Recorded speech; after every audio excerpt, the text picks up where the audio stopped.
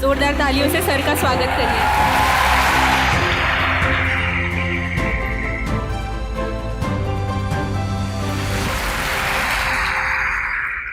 भारत माँ का सम्मान है, अभिमान है।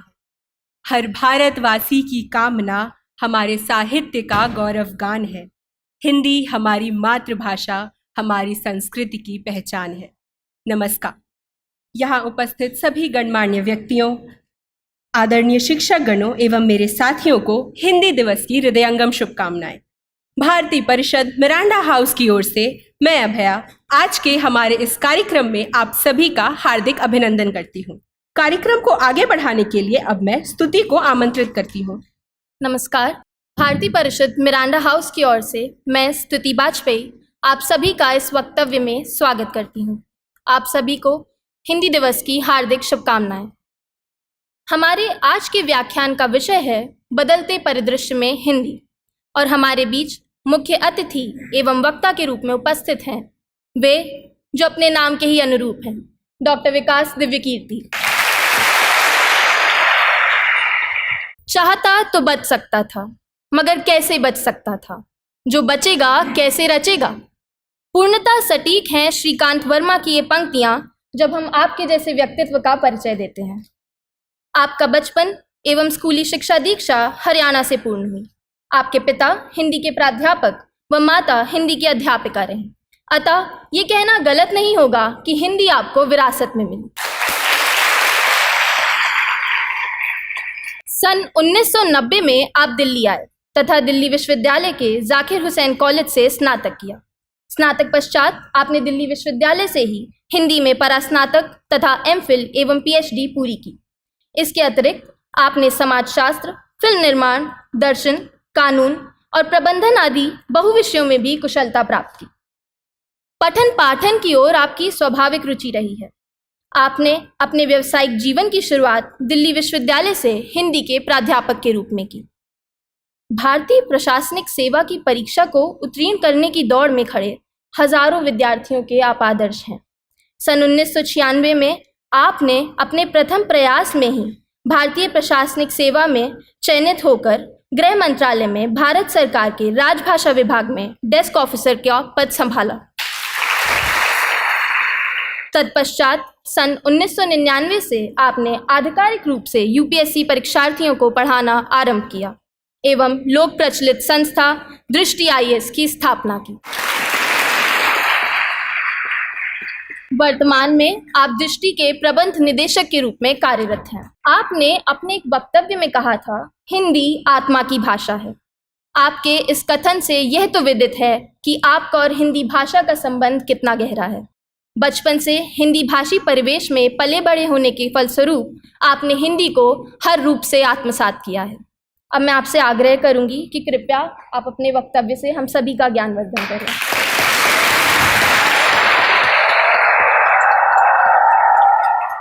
नमस्कार। सबसे पहले मिरांडा हाउस कॉलेज का धन्यवाद। मुझे ज्ञात है कि पिछले 7 सालों से ये कॉलेज भारत का सबसे अच्छा कॉलेज हर साल बनता है, और सबसे अच्छा कॉलेज देश का किसी को बुलाए तो ये उसके लिए एहसान की बात है, न कि उसके लिए जो वहाँ जा रहा है। विशेष रूप से धन्यवाद चंदा जी को। संज्ञा जी ने मुझे 2 दिन पहले मैसेज किया, मैं भारत से बाहर था और मेरा कुछ पुराना एहसान चुकाने का भाव था उनके प्रति, तो जैसे उन्होंने कहा कि आप आएँ तो मैंने सीधे कहा कि जैसे भी होगा मैं ज़रूर आऊँगा। संगीता जी, बाकी अध्यापिकाएं, मेरा सबसे परिचय निजी नहीं है, मैं नाम नहीं जानता हूँ सबका। और जो विद्यार्थी इस पूरे कार्यक्रम का संचालन कर रहे हैं, ये व्यवस्था बाहर देख के मुझे लगा कि आपको आईपीएस की ट्रेनिंग की ज़रूरत नहीं है। आप लोग तो पहले से वो सारी ट्रेनिंग अपने अंदर लेके बैठे हैं। इसे आईपीएस की भाषा बंदोबस्त कहते हैं। किसी बड़े प्रोग्राम को मैनेज करना, सुरक्षा से लेकर हर चीज़ को ठीक से देखना, तो ये सब तो आप लोग पहले से कर रहे हैं। तो मुझे लगता है कि किसी बड़ी चुनौती के सामने आपको परेशानी आने वाली है नहीं। शुरुआत में जो आपने कविता का जिक्र किया, संयोग से वो मेरी सबसे प्रिय कविता भी है। श्रीकांत वर्मा हिंदी के एक बहुत ही महान कवि हुए। 1980 के दशक में उनकी मृत्यु हुई अमेरिका में कैंसर से लड़ते हुए। और जो सबसे अच्छी कविता वो लिख के गए और मुझसे कोई पूछे कि मैं, क्योंकि साहित्य का व्यक्ति हूँ और सैकड़ों कविताएं तो मुझे कम से कम याद होंगी ही, क्योंकि मुझे बड़ा शौक है कविताएं सुनने का, पढ़ने का, याद करने का।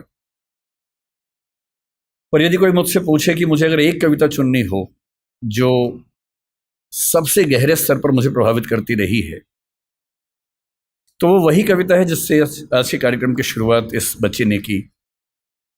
चाहता तो बच सकता था, मगर कैसे बच सकता था, जो बचेगा कैसे रचेगा।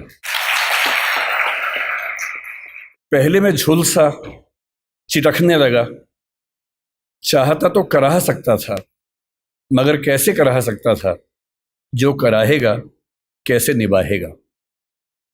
और ये कविता कई ऐसे संदर्भों को लेकर आगे बढ़ती है और हर संदर्भ में जीवन का एक बड़ा महत्वपूर्ण पहलू हमारे सामने आता है। मुझे खुशी है कि इस कॉलेज ने मुझे जिस विषय पर बात करने के लिए बुलाया है वो विषय भाषा का विषय है। भाषा को लेकर मेरी राय का जिक्र परिचय में हुआ ही है। मैं ये मानता हूँ कि हर भाषा आत्मा की भाषा नहीं होती है, भाषाओं के बहुत सारे काम होते हैं। अंग्रेजी भी मेरे लिए बड़ी प्रिय भाषा है, हिंदी प्रिय भाषा है, सारी भाषाएं प्रिय हैं। मैं उन लोगों में नहीं हूँ जो किसी एक से प्रेम करने के लिए बाकी से नफरत करना पसंद करता हो। मैं सबसे प्रेम करना पसंद करता हूँ और उसमें हिंदी मेरी मातृभाषा है। तो जो प्यार माँ से होता है वो हिंदी से है, ये कहने में मुझे दुनिया के किसी भी मंच पर ना संकोच है, ना झिझक है, ना कोई भय है। तो हिंदी मेरी माँ है और माँ के मामले में न समझौते होते हैं, न चयन की सुविधाएं होती हैं, न चयन की ज़रूरत होती है। पर हिंदी मेरी माँ है का मतलब ये नहीं है कि तेलुगु मेरे दुश्मन है, या कि उर्दू मेरे दुश्मन है, या अंग्रेजी मेरे दुश्मन है। नहीं, मैं बिल्कुल नहीं चाहता कि आप भी एक ऐसा मिजाज लेकर आगे बढ़ें कि हम एक भाषा को सम्मान की निगाह से देखें और उसी तेवर से बाकी भाषाओं को अपमान की निगाह से देखें। ऐसा मैं बिल्कुल ना चाहता हूँ, मैं तो नहीं करता हूँ। मैं चाहता हूँ कि कोई भी ना करे, आप भी ऐसा ना करें। संस्कृत मेरी परनानी है।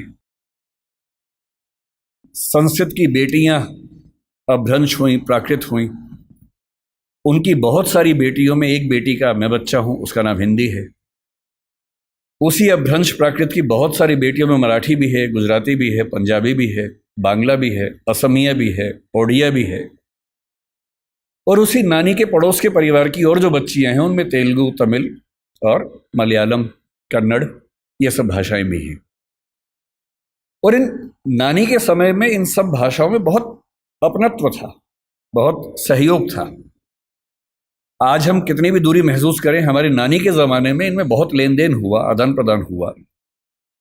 और इसलिए जब आप मलयालम सीखेंगे या तमिल सीखेंगे तो आप बड़ा आश्चर्यचकित हो जाएंगे कि कई बार संस्कृत के शब्द एज इट इज़ आपको उन भाषाओं में मिलते हैं और आपको समझ में आता है कि एक पीढ़ी का अंतर नहीं है। थोड़ा और पीछे जाएंगे तो कई पीढ़ी पीछे हमारी बड़ी गहरी दोस्ती रही है, ताल्लुकात रहे हैं। और इसलिए जब भाषा के प्रश्न पर मुझे कोई बोलने को कहता है, मुझे लगता है कि ये शायद दुनिया का सबसे महत्वपूर्ण सवाल है। अलग बात है कि आजकल हम इसको एक हल्का सवाल मान लेते हैं, पर मैं भी आपको समझाना चाह रहा हूं कि ये दुनिया का सबसे महत्वपूर्ण सवाल क्यों है। हिंदी दिवस के दिन एक परंपरा है कि हम आमतौर पर भावनात्मक मुहावरों से बात करते हैं। आज सुबह से मेरे पास 8-10 मैसेज आ चुके हैं जिन सब में एक वाक्य लिखा है कि हिंदी भारत माता के माथे की बिंदी है। हर साल ये मैसेज आता है, अच्छा मैसेज है, पढ़ के अच्छा लगता है। पर मैं चाहता हूं कि हिंदी समाज हिंदी माथे की बिंदी से आगे बढ़कर कुछ और मुद्दों पर बात करे। केवल उन भावनाओं में डूब के बात करना काफ़ी नहीं है, उससे कुछ आगे निकलना ज़रूरी है। मैं आपको 2 कहानियों से बात शुरू करता हूं ताकि आप समझ सकें कि ये मुद्दा कितना महत्वपूर्ण है। एक किताब जो पिछले 15-20 साल में दुनिया की सबसे मशहूर किताबों में से एक बनी, उसका नाम सेपियंस है, आपने शायद सुना होगा। मैं हिंदी के बच्चों से कहूँगा कि थोड़ा सा पढ़ने का अभ्यास अपना बनाएं। हिंदी के समाज से मुझे गंभीर शिकायत है कि हम लोग पढ़ते कम हैं, हम लोग भावनाओं में ज़्यादा बहते हैं, पढ़ने की आदत हमें कम है। और आज के ज़माने में जब दुनिया की हर अच्छी किताब हिंदी में भी उपलब्ध है तो हिंदी में ही पढ़िए, लेकिन कम से कम पढ़िए, क्योंकि पढ़ने से अच्छा कुछ नहीं है। एक किताब पढ़ने का मतलब किसी एक व्यक्ति के जीवन के 40-50 साल के निष्कर्षों को 3 दिन में समझ लेना। और आप 50 साल मैच्योर हो जाते हैं 3 दिन में केवल एक अच्छी किताब पढ़ लेने से। बहरहाल, सेपियंस किताब मानव जाति का इतिहास है। ये भारत का इतिहास, आधुनिक इतिहास, प्राचीन इतिहास नहीं है, मानव जाति का इतिहास है। माना जाता है कि 1400 करोड़ साल पहले बिग बैंग हुआ, जहां ये पृथ्वी पहली बार बनने की प्रक्रिया शुरू हुई। 450 करोड़ साल पहले पहली बार जीवन अस्तित्व में आया, अमीबा आया। उसके बाद लंबे समय तक खूब घटनाक्रम होते गए। हम कहीं नहीं थे उस समय। 3 लाख साल के आसपास पीछे जाएं तो एक परिवार पैदा हुआ जिसको होमो कहते हैं। होमो का मतलब हमारा परिवार। उस होमो परिवार में एक हम हैं, होमो सेपियंस, क्योंकि हम होमो परिवार में सेपियंस नाम की शाखा हैं। उस परिवार में और भी शाखाएं थी। निएंडरथल एक बहुत प्रसिद्ध, आपने नाम सुना होगा, ऑस्ट्रेलोपिथेकस का नाम सुना होगा, होमो इरेक्टस का नाम सुना होगा। ये सारे के सारे वो जीव थे जो होमो सेपियंस के आमने सामने जिंदा थे और संघर्ष में थे। चुनौती ये थी कि अंत में इनमें से कौन जीतेगा। ये व्यावहारिक तौर पर संभव नहीं था कि ये सारे साथ साथ चल सके। ये बात सुनने में अच्छी लगती है कि सब साथ साथ चले, पर इवोल्यूशन की हिस्ट्री में बहुत व्यावहारिक नहीं होता है। एक सवाल यह भी था कि होमो परिवार का कोई प्राणी क्या चिंपैंजी को, बंदर को, इन सब को हरा पाएगा, क्योंकि उस समय तक ये सारी स्पीशीज लगभग बराबर संघर्ष में चल रही थी। आज से 70,000 साल पहले तक ये सब यूं ही चल रहा था और फिर एक घटना घटी। उस घटना को सेपियंस किताब के लेखक ने, जिनका नाम युवाल नोआ हरारी है, उन्होंने संज्ञानात्मक क्रांति या कॉग्निटिव रिवॉल्यूशन का नाम दिया। और ये घटना 40,000 साल तक चलती रही। और इस बात पर बड़ा गहरा विचार किया कि क्या वजह थी कि होमो सेपियंस जिंदा रहा, निएंडरथल मर गया। हम मानते हैं कि निएंडरथल वो है जो यूरोप की आज की जो स्पीशीज है उसका पूर्वज था।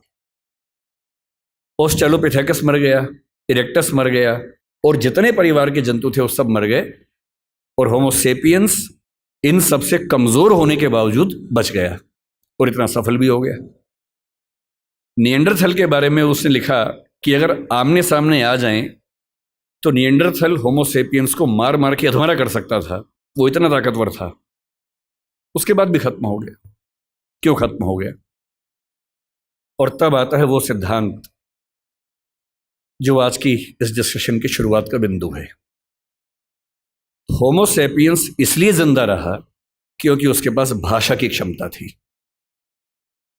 भाषा की क्षमता बाकियों के पास भी थी, चिंपैंजी के पास भी है, बंदर के पास भी है, पर बंदरों पर खूब प्रयोग हुए। बंदर हों, अन्य स्पीशीज हों, तोता हमसे ज्यादा ध्वनियां बोल सकता है, हमसे ज्यादा। इसके बाद भी तोता सफल नहीं हो पाया क्योंकि वो उतना सोच नहीं पाता है। चिंपैंजी की भाषा, बंदर की भाषा, निएंडरथल की भाषा सीमित भाषाएं थी। वो एक आवाज में पूरा एक वाक्य बोलते थे, और ऐसे प्रयोग आज भी होते हैं। अगर आप जंगलों की आवाजें सुनेंगे तो बंदरों की एक आवाज का मतलब एक पूरा सेंटेंस होता है। जैसे एक आवाज का मतलब है कि शेर आया, जैसे एक बंदर आवाज निकालेगा सारे बंदर पेड़ पर चढ़ जाएंगे। फिर दूसरी आवाज का मतलब होगा शेर चला गया, वो सुन के सब उतर जाएंगे नीचे। भाषा वैज्ञानिकों ने वो आवाजें रिकॉर्ड कर ली और एक बार अच्छे म्यूजिक सिस्टम से एक जंगल में जाके आवाज प्ले कर दी, शेर आया, और वो आवाज सुनते सारे बंदर पेड़ के ऊपर चढ़ गए और फिर आपस में देख रहे थे किसने बोला। और 10-15 मिनट के बाद दूसरी आवाज प्ले की, शेर चला गया, सारे बंदर नीचे उतर गए। एक आवाज, एक वाक्य। इंसान की भाषा की सबसे बड़ी खूबसूरती यह है कि वो डिस्क्रीट भाषा है, विविक्त भाषा है, जिसका मतलब यह है कुछ 25-30 ध्वनियों से, 50 ध्वनियों से हम अरबों शब्द बना सकते हैं, और अरबों शब्दों से खरबों वाक्य बना सकते हैं। इतनी लचीली भाषा हमारी है जिसमें किसी भी बात को कहने के 50 तरीके हमारे पास हैं, और ये तरीके इस संसार में किसी और स्पीशीज के पास नहीं है। इसीलिए होमो सेपियंस बन पाया। और आज अगर हम जिंदा हैं आज हम चिंपांजी से बेहतर हैं, गुरिल्ला से बेहतर है, बंदर से बेहतर हैं और होमो इरेक्टस से बेहतर है, निएंडरथल से बेहतर हैं, जिंदा हैं, तो इसकी मूल वजह है हमारी भाषा की क्षमता। जो चीज़ें मुफ्त में मिलती हैं उसकी कीमत हम नहीं समझते हैं। भाषा ऐसी एक चीज़ है, मुफ्त में मिल जाती है तो हमें लगता है कि ये तो ऐसे ही है। लेकिन जब आप इस नज़रिए से समझेंगे कि भाषा ही वो चीज़ है जो हमें मनुष्य बनाती है, तो शायद इस बात का महत्व ज़्यादा अच्छे से हम समझ पाएंगे। भाषा को लेकर झगड़ा जो आज के समय में है, हम आज हिंदी की बात कर रहे हैं, किसी और कोने में कोई किसी और भाषा की बात कर रहा होगा। ऐसा क्यों नहीं होता कि दुनिया में एक ही भाषा होती? ऐसा क्यों है कि भाषाएं बहुत सारी हैं? ना बहुत सारी भाषाएं होती ना झगड़े होते, सब एक ही भाषा बोल रहे होते। सोचने में कितना अच्छा लगता है। तो ओल्ड टेस्टामेंट में जो यहूदियों का बाइबल का हिस्सा है उसमें कहानी आती है, उसको बोलते हैं बेबीलोनिया की या बाबिल की कहानी। कहानी ये है कि एक बार ईश्वर ने, यहूदियों के ईश्वर याहवे ने, जब देखा कि मनुष्य बहुत पाप कर रहे हैं तो उसने बहुत तेज बाढ़ पैदा की। ये वही बाढ़ है जो आपने आज से 10 साल पहले एक फिल्म 2012 में देखी होगी। ये उसी बाढ़ की कहानी है। इतनी ज्यादा बाढ़ की सारी इंसानी सभ्यता नष्ट हो जाए क्योंकि ये लोग इतने पापी हैं और ईश्वर को ये लगा कि मैंने गलती कर दी इन लोगों को मनुष्य बना के, इनके तो पाप खत्म नहीं होते हैं। नाराज होकर उसने सारी सभ्यता को विनाश करने के कगार पे खड़ा कर दिया। हम भारतीय सभ्यता में प्रलय की कल्पना करते हैं, कुछ कुछ वैसी कल्पना वहां पर एक बाढ़ की कल्पना है। और तब ईश्वर को यह भी लगा कि अगर सारे खत्म हो जाएंगे तो सृष्टि बनाने का जो पर्पस था वो खत्म हो जाएगा। तो ईश्वर ने अपने एक नबी को भेजा जिनका नाम था नूह या नोआह। ये युवाल नोआह हरारी के बीच में भी जो नाम है नोआह, ये वही नोआह नाम है। और उनसे कहा कि तुम जाओ, जितनी भी स्पीशीज है उन सब की एक एक पेयर को बचा लो ताकि सभ्यता को फिर से शुरू कर सके। तो नोआह ने एक जहाज का निर्माण किया, पानी के जहाज का निर्माण किया, सारी स्पीशीज के एक एक पेयर को उस पर रखा, अपने परिवार को रखा और बाढ़ से बचा लिया। और उसके बाद नई सभ्यता शुरू हुई। और जब नई सभ्यता शुरू हुई तो बेबीलोनिया के राजा के मन में एक विचार आया कि अगर हम एक इतनी ऊंची मीनार बना लें कि किसी भी बाढ़ में हम डूबे ही नहीं तो चिंता खत्म हो जाएगी। तो बाबेल नाम के स्थान पर, बेबीलोनिया का एक स्थान था, एक टावर बनना शुरू हुआ। ये बाइबल में जेनेसिस की कहानी है। टावर बनने लगा, काफी ऊंचा बन गया। पर बनते बनते ईश्वर को यह लगा कि ये मेरी शान में गुस्ताखी हो रही है, क्योंकि मैं बाढ़ ले आऊंगा उससे बचने के लिए ये मेरे खिलाफ साजिश कर रहे हैं। तो ईश्वर ने क्या किया, एक कमाल कर दिया। उसने उस टावर पर काम करने वाले व्यक्तियों और बाकी व्यक्तियों को भाषाओं में बांट दिया ताकि वो एक दूसरे की बात ना समझ सके। और एक कहानी चलती है कि अगर आप चाहते हैं कि सारे मनुष्य एक ना हो तो उनको भाषाओं में बांट दीजिए। और उसके बाद से आज तक सारे मनुष्य आपस में झगड़ा कर रहे हैं। ये कहानी ऐतिहासिक रूप से कितनी सही है मुझे नहीं पता, मिथक है, धर्म की बात है, पर ऐसी कहानियां किसी कंसेप्ट को समझने के लिए बहुत काम की कहानियां होती हैं। और जब मैं भाषा के प्रश्न को देखता हूं तो मैं दो नजरियों से देखना पसंद करता हूं। पहली बात, भाषा वो है जो हमें मनुष्य बनाती है। और इस संसार में जहां 3 ट्रिलियन या 1 ट्रिलियन स्पीशीज संघर्ष करती हैं, उनमें हमें सबसे ज्यादा मजबूत बनाती है। और दूसरा, भाषा वो संरचना है जो दुनिया को बांटती है, और क्योंकि बांटती है तो बहुत सारे संघर्षों को जन्म देती है। लोग कहते हैं कि धर्म बहुत ताकतवर है, जाति बहुत ताकतवर है। मेरी नजरिए में भाषा सबसे ताकतवर है। अगर धर्म बहुत ताकतवर होता तो पाकिस्तान बनने के बाद बांग्लादेश की जरूरत क्यों पड़ती? मुसलमानों के लिए एक नया देश चाहिए तो पाकिस्तान बन गया। पाकिस्तान और बांग्लादेश में मुसलमान ही तो थे। अंतर क्या था कि एक तरफ के मुसलमान उर्दू और पंजाबी बोलते हैं, एक तरफ के मुसलमान बांग्ला बोलते हैं। बांग्ला भाषी मुसलमान उर्दू भाषी मुसलमान के साथ एक नहीं हो पाएगा, इसलिए उसको नए देश की जरूरत है। और बांग्लादेश इसलिए बना। आप श्रीलंका के झगड़े को कितना भी हिंदू और बौद्ध झगड़ा कह लीजिए, दरअसल वो तमिल और सिंगली भाषाओं का झगड़ा है। ये जो भाषाओं के झगड़े हैं, और भाषाओं का एक अस्तित्व होता है, जैसे मनुष्यों के जीवन में वक्र है, कभी सफल कभी विफल, ऐसी भाषाओं का जीवन होता है। आज से 300 साल पहले ब्रज भाषा का जो जोर था, कोई सोच सकता था कि 300 साल बाद उसका नाम लेने वाला कोई बचेगा नहीं। ब्रज भाषा के नाम में भाषा है, वो बोली बन गई, और खड़ी बोली के नाम में बोली है, वो भाषा बन गई। तो इतिहास के दौर की बात है। इतिहास का कौन सा दौर किस भाषा को कहां से कहां उठा के ले जाएगा। जब पुर्तगाली यूरोप से निकले थे दुनिया पर कब्जा करने के लिए, उन्हें लगता होगा कि पुर्तगाली दुनिया की महान भाषा बनेगी। बाद में फ्रांसीसियों ने, हॉलैंड के डच लोगों ने, अंग्रेज़ों ने आपस में झगड़े किए, फ्रेंच लोगों ने झगड़े किए। उन झगड़ों में संयोग से अंग्रेजी जीत गई, और क्योंकि अंग्रेजी जीत गई, क्योंकि अंग्रेजी का असर भारत पे पड़ा, अंग्रेजी का असर अमेरिका पे पड़ा, अंग्रेजी का असर अफ्रीका पर ज़्यादा पड़ा, इसलिए आज अंग्रेजी दुनिया की सबसे प्रसिद्ध भाषा है, प्रचलित भाषा है। ऐसा थोड़ा ना कि अंग्रेजी बहुत महान भाषा है, भाषाएं सारी महान हैं। और अगर तकनीकी तौर पे देखें तो हिंदी भाषा वैज्ञानिक तौर पर अंग्रेजी से बेहतर भाषा है। केवल शब्दावली के अभाव को पीछे छोड़ दें, चाहे वो ध्वनि का मामला हो, फोनेटिक्स का मामला हो, सिंटैक्स का मामला हो, भाषा विज्ञान के किसी भी स्तर पर देखें तो हिंदी अपनी वैज्ञानिकता में अंग्रेजी से कहीं भी कम नहीं है, कई मामलों में बेहतर है। इसलिए कौन सी भाषा का कितना राज होने वाला है, ये बात तय होती है केवल इस बात से कि उस भाषा के समाज की दुनिया पर क्या पकड़ है, कौन उपनिवेश की भाषा बनी, कौन साम्राज्य की भाषा बनी, किस भाषा में ज़्यादा विकास हुआ, किस भाषा में कम विकास हुआ। संयोग की बात है कि आज हम एक ऐसी दुनिया में हैं, ग्लोबल दुनिया में, जहाँ अंग्रेजी का वर्चस्व है।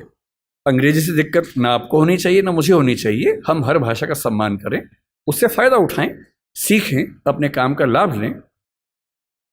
पर मैं अंग्रेजी माध्यम का विद्यार्थी रहा हूं, मैंने बहुत सारी पढ़ाई अंग्रेजी माध्यम में की, और मैं अंग्रेजी में लगभग उतना सहज उतना हिंदी में हूं, तो मुझे इस बात की खुशी है।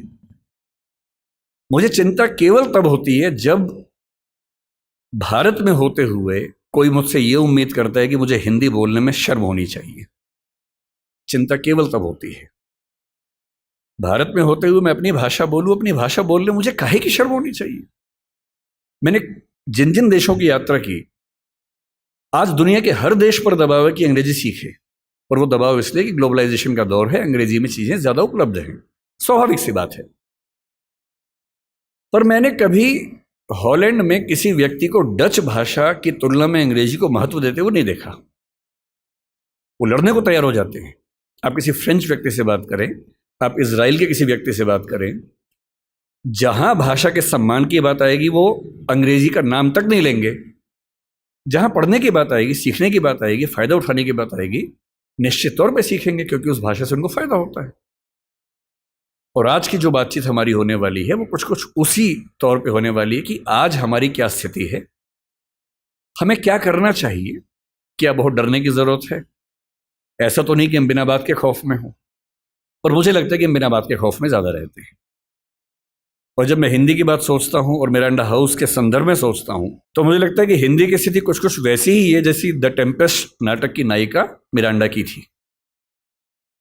जब मॉरिस ग्वायर साहब ने इस कॉलेज की स्थापना की और इसका नाम मिरांडा हाउस रखा, तो उनसे कई लोगों ने पूछा, वो उस समय DU के वाइस चांसलर भी थे, भारत के चीफ जस्टिस भी थे उस समय। तो जब भारत आज़ाद हो गया और वो चले गए यहाँ से, 1952 में उन्होंने एक बात की व्याख्या की कि मैंने इस कॉलेज का नाम मिरांडा क्यों रखा। 3 वजह बताई। एक वजह बताई कि एक फिल्म की हीरोइन मुझे बहुत प्रिय है, उसका नाम मिरांडा है। एक कहा कि मेरी बेटी का नाम मिरांडा है। लेकिन जो असली वजह मुझे लगता है तीसरी उन्होंने बताई, वो ये थी कि शेक्सपियर के नाटक द टेम्पेस्ट में जो एकमात्र महिला कैरेक्टर मंच पे आती है उसका नाम भी मिरांडा है। और वो कहते हैं कि मैं चाहता हूं कि मिरांडा हाउस में पढ़ने वाली लड़कियां ऐसी व्यक्ति बने। वो व्यक्ति आप मती बनिएगा, अब तो उसका महत्व रहा नहीं है, उस दौर में उसका महत्व था। कुछ कुछ छायावाद की श्रद्धा जैसी लड़कियां होती हैं, वो जो एकदम भारतीय किस्म का मिजाज नहीं होता है कि मेरा कोई अधिकार नहीं है, मैं सिर्फ त्याग करने के लिए पैदा हुई हूँ। कुछ कुछ वैसा मिजाज उस लड़की का है, मिरांडा का। उस नाटक में एक बड़ी खास बात है, मिरांडा बहुत योग्य लड़की है, उसकी समझ बड़ी गहरी है, पर वो अपने पिता और अपने होने वाले पति, प्रोस्पेरो उसका पिता है, फर्डिनेंड उसका होने वाला पति है, वो उन दोनों के इतने कंट्रोल में है कि वो खुद को डिफाइन उन्हीं के नजरिए से करती है। बहुत योग्य होने के बावजूद उसमें आत्मविश्वास बिल्कुल भी नहीं है। अपने जीवन के फैसले वो अपने आप लेने को बिल्कुल तैयार नहीं है। अंत में लगता है कि फर्डिनेंड का फैसला उसने खुद किया है, पर आप ध्यान से पढ़े तो समझ में आता है कि वो फैसला भी उसके पिता ने ही करवा दिया है। और वो बेचारी इतनी कमज़ोर अपने आप को महसूस करती है। हिंदी की एक फिल्म में एक गीत आया था, एक पत्नी है जो अपने पति से बहुत प्रेम करती है, सुंदर नहीं है, पति उससे प्रेम नहीं करता है, पति कहीं और प्रेम करता है। तो वो लड़की, फिल्म का नाम था नसीब अपना अपना, एकदम समझ लीजिए कि मिरांडा ही उसे बोल रही है, एकदम मिरांडा का भारतीय संस्करण है। और वो अपने पति के बारे में एक वाक्य बोलती है, भला है बुरा है जैसा भी है, मेरा पति मेरा देवता है। ये उस जमाने में चलता था। आज के ज़माने में तो पत्नियां पति का हिसाब बराबर कर देती है अगर कोई ऐसा करे तो, लेकिन उस ज़माने में ऐसी हरकतें होती थी। और टेम्पेस्ट की नायिका मिरांडा अपने प्रेमी से, फर्डिनेंड से कह रही है, अगर तुम मुझसे शादी कर लोगे तो मैं तुम्हारी पत्नी हूँ, और नहीं करोगे तो मैं तुम्हारी दासी हूँ। तुम मुझे किसी भी रूप में रखो, मैं ज़िंदगी भर तुम्हारी दासी बन के रहूँगी, नौकरानी बन के रहूँगी। और इस बात पे 16वीं सेंचुरी का ब्रिटिश समाज पागल हो गया कि लड़की हो तो वैसी, बीवी हो तो वैसी, कुछ कुछ वैसा ही जैसे भारतीय परंपरा में छायावाद में श्रद्धा जैसी नारियां हमें दिखती हैं, जो केवल देने की बात करती हैं, अपने हक की बात बिल्कुल भूल के भी नहीं करती हैं। हिंदी की स्थिति कुल मिला के मिरांडा जैसी है। आपको जब भी समझना हो कि हमारी भाषा किस हालत में है, तो हमारी भाषा द टेम्पेस्ट की मिरांडा की हालत में है। ताकतवर है पर उसको ताकत का एहसास नहीं है, समझदार है पर उसको किसी ने बताया नहीं कि तुम कितनी समझदार हो, खुद फैसले कर सकती है पर उसके नाम पर फैसले लेने वाले खुद इतने समझदार नहीं हैं कि उसके महत्व का अनुमान कर सके। अपने ही मठाधीशों से घिरी हुई, अपने ही परिवार के ऊल जलूल निर्णय करने वालों की दासी बनी हुई, कुछ कुछ वैसी स्थिति हिंदी की है। मैं ऐसा क्यों कह रहा हूं कि हिंदी बहुत ताकतवर भाषा है, लेकिन हम मेरा बात के डरते हैं। कुछ उदाहरण से बात समझ लेते हैं। और जब भी कोई आपसे पूछे कि हिंदी का भविष्य क्या है, हमेशा ध्यान रखना है, किसी जटिल प्रश्न का उत्तर एक नहीं होता है, हाँ या ना में नहीं होता है। उसका उत्तर बहुत सारे पहलुओं में होता है। और जब तक आप किसी जटिल प्रश्न को 4-5 सरल प्रश्नों में तोड़ नहीं लेंगे, तब तक उस प्रश्न का उत्तर आप ठीक से दे ही नहीं पाएंगे। इसलिए जब भी कोई आपसे पूछे कि क्या हिंदी का कोई भविष्य है या हिंदी का भविष्य कैसा है, तो हिंदी कोई एक वस्तु नहीं है। हिंदी में बहुत सारी चीजें आती हैं। मसलन आपको बताना पड़ेगा कि बोलचाल की भाषा के रूप में हिंदी का भविष्य क्या है, राजभाषा के रूप में, ऑफिशियल लैंग्वेज के रूप में हिंदी का भविष्य क्या है, राष्ट्रभाषा के रूप में क्या है, संपर्क भाषा के रूप में क्या है, ज्ञान विज्ञान की भाषा के रूप में क्या है, व्यापार की, वाणिज्य की, नौकरी की दुनिया में उसका भविष्य क्या है। और जब तक इन सारे प्रश्नों पर अलग अलग आप 4 वाक्य बोलने की स्थिति में नहीं है, तब तक हिंदी के भविष्य की बात कैसे करेंगे। मसलन क्या हिंदी का भविष्य बोलचाल की भाषा के रूप में है या हम खत्म होने वाले हैं। यदि कोई आपसे कहे कि हम खत्म होने वाले हैं, उस मूर्ख की बात को बिल्कुल मानने की जरूरत नहीं है। वो निरा मूर्ख व्यक्ति होगा जो ऐसी बात कर सकता है। तथ्यों पर ध्यान देना है। हिंदी समाज की बुरी आदत है कि हम तथ्यों पर नहीं, अफवाहों पर ज्यादा ध्यान देते हैं। तथ्यों पर ध्यान देना है। जनगणना निकाल के देख लीजिए। 1991 में प्रथम भाषा के रूप में हिंदी बोलने वालों की संख्या भारत में 39% थी। कुल 83 करोड़ आबादी थी, उसमें से लगभग 32 करोड़ के आसपास हिंदी प्रथम भाषा के रूप में बात कर रहा हूं मैं, मातृभाषा। 2001 के सेंसस में यह परसेंटेज 39 से बढ़ के 41 हो गया, 41% हो गया। 2011 के सेंसस में जब हमारी आबादी 121 करोड़ हो गई, प्रथम भाषा के रूप में हिंदी बोलने वालों की परसेंटेज 43.6 हो गई। जिसका सीधा सा मतलब है कि 53 करोड़ लोग, 52-53 करोड़ लोग भारत में हिंदी को मातृभाषा के रूप में बोलते हैं। और अंग्रेजी को मातृभाषा के रूप में कितने बोलते हैं भारत में? 2,70,000, 0.02%। 43.6% और 0.02% के बीच में अगर आपको ऐसा लगने लगे कि हमारी भाषा का अस्तित्व खतरे में है, तो मेरा ख्याल है कि हमारा दिमाग खतरे में है। 2021 से सेंसस हो नहीं पाया है, अब होगा, उम्मीद है कि 24 में हो जाएगा। हमारी आबादी आज के समय 143 करोड़ की है, अनुमान जो है, अगले साल तक 145 के आसपास होनी चाहिए।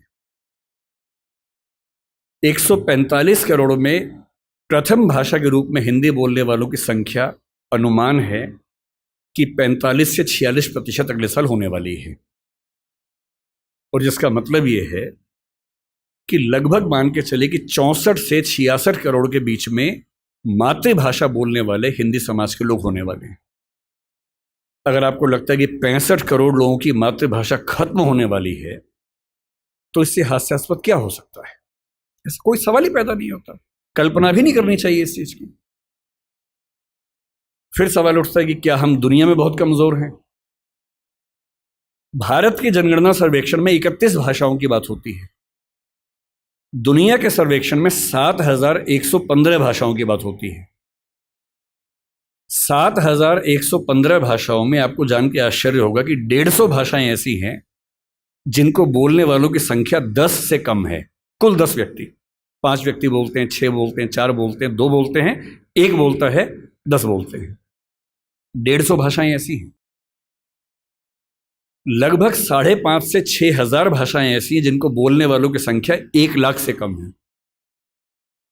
और पूरी दुनिया में 800 करोड़ की आबादी में हिंदी का स्थान जानते हैं कौन सा बोलने वालों में? तीसरा स्थान। 7,115 भाषाओं में जो भाषा तीसरे नंबर पे है, उसके बोलने वाले परेशान हैं कि हम खत्म होने वाले हैं। आप उनका हाल सोचिए जो 10 से कम पे चल रहे हैं, जो 1 लाख से कम पे चल रहे हैं, 10 लाख से कम पे चल रहे हैं। और हम दुनिया की पूरी आबादी में 8% से ज़्यादा जिस भाषा को बोलने वाले लोग हैं, हमसे ज़्यादा केवल अंग्रेज़ी और मंडारिन 2 ही भाषाएं हैं जो 16 और 14% पे हैं, और हम नंबर 3 8% पे हैं। ना फ्रेंच हमसे आगे, ना स्पेनिश हमसे आगे है, और जितनी भाषाओं का नाम आप जानते हैं वो सब हमसे कोसों पीछे हैं।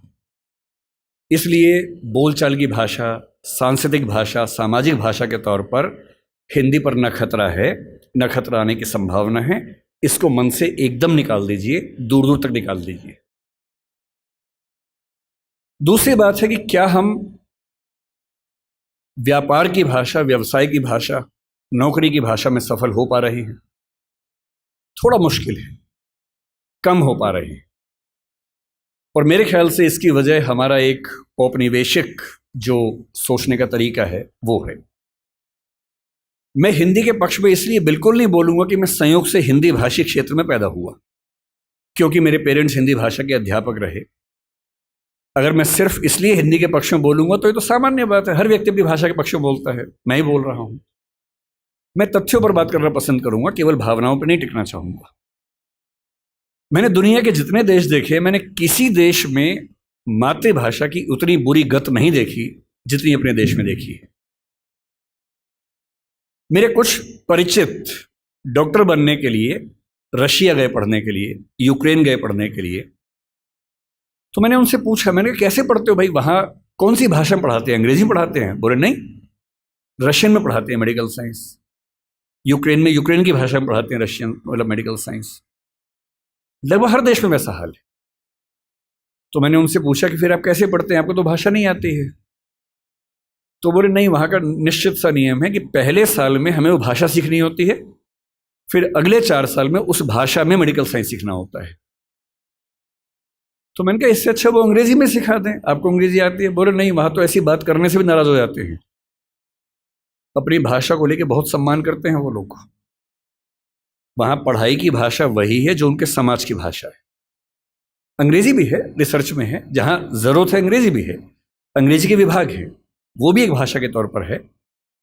पर जब उनको अपने यहाँ पढ़ाना होता है तो इंश्योर करते हैं कि वो पढ़ाई उनकी अपनी भाषा में हो। दुनिया के हर देश में ऐसा होता है, तो हमारे यहाँ ऐसा क्यों नहीं होता? और ये बात केवल हिंदी की नहीं है, तमिल की भी है, तेलुगु की भी है, गुजराती मराठी की भी है। मेडिकल साइंस पढ़ने के लिए हमें अंग्रेजी में ही मेडिकल साइंस क्यों पढ़ना पड़ेगा? इंजीनियरिंग पढ़ने के लिए हमें अंग्रेजी में ही क्यों पढ़ना पड़ेगा?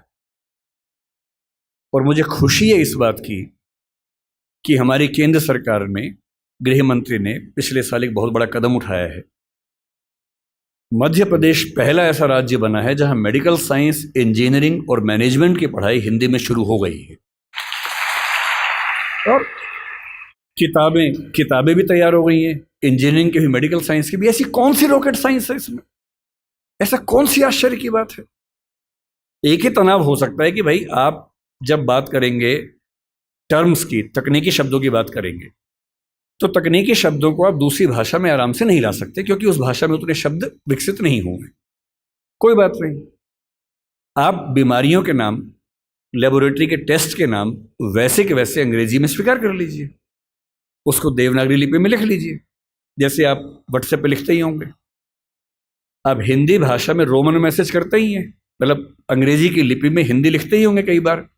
तू कहाँ जा रही है, TU के, अब तो आपने और छोटा कर दिया, KHA कहाँ हो गया उसी में। जा में जे से ही काम चल जाता होगा, RH से रही हो जाता होगा, और H से है हो जाता होगा। इसी को भाषा का अपभ्रंश बनना बोलते हैं, जो आजकल हम नए सिरे से बना रहे हैं। क्या समस्या है? मेडिकल साइंस की पूरी किताब हिंदी में हो और उसमें अंग्रेजी के तकनीकी शब्दों का इस्तेमाल वैसा का वैसा हो, इसमें क्या परेशानी है? और जब भाषा हम सीखते हैं, आपको आश्चर्य होगा, मैं फिर कह रहा हूं, मैं तथ्यों की बात करूंगा, रिसर्च की बात करूंगा, भावनाओं की बात नहीं करूंगा। दुनिया में स्थापित सिद्धांत है, यूनेस्को पीछे पड़ा हुआ है इस चीज के लिए। दुनिया में स्थापित सिद्धांत है कि कोई भी बच्चा दुनिया का जितनी आसानी से अपनी भाषा में सीख सकता है, दूसरी भाषा में सीख ही नहीं सकता। इस पर एक्सपेरिमेंट्स हुए बहुत सारे। जो लेटेस्ट एक्सपेरिमेंट्स हैं उनमें से एक आप सर्च कीजिएगा, इथियोपिया में 1994 में एक एक्सपेरिमेंट हुआ। वो जो करने वाले नाम है, उनका व्यक्ति का नाम इरेद सईद ऐसा कुछ नाम है, बहुत प्रसिद्ध है। आप इथियोपिया 1994 मदर टंग इतना करके सर्च कर लीजिए, तुरंत सामने आ जाएगा। उस व्यक्ति ने बहुत गंभीर रिसर्च की।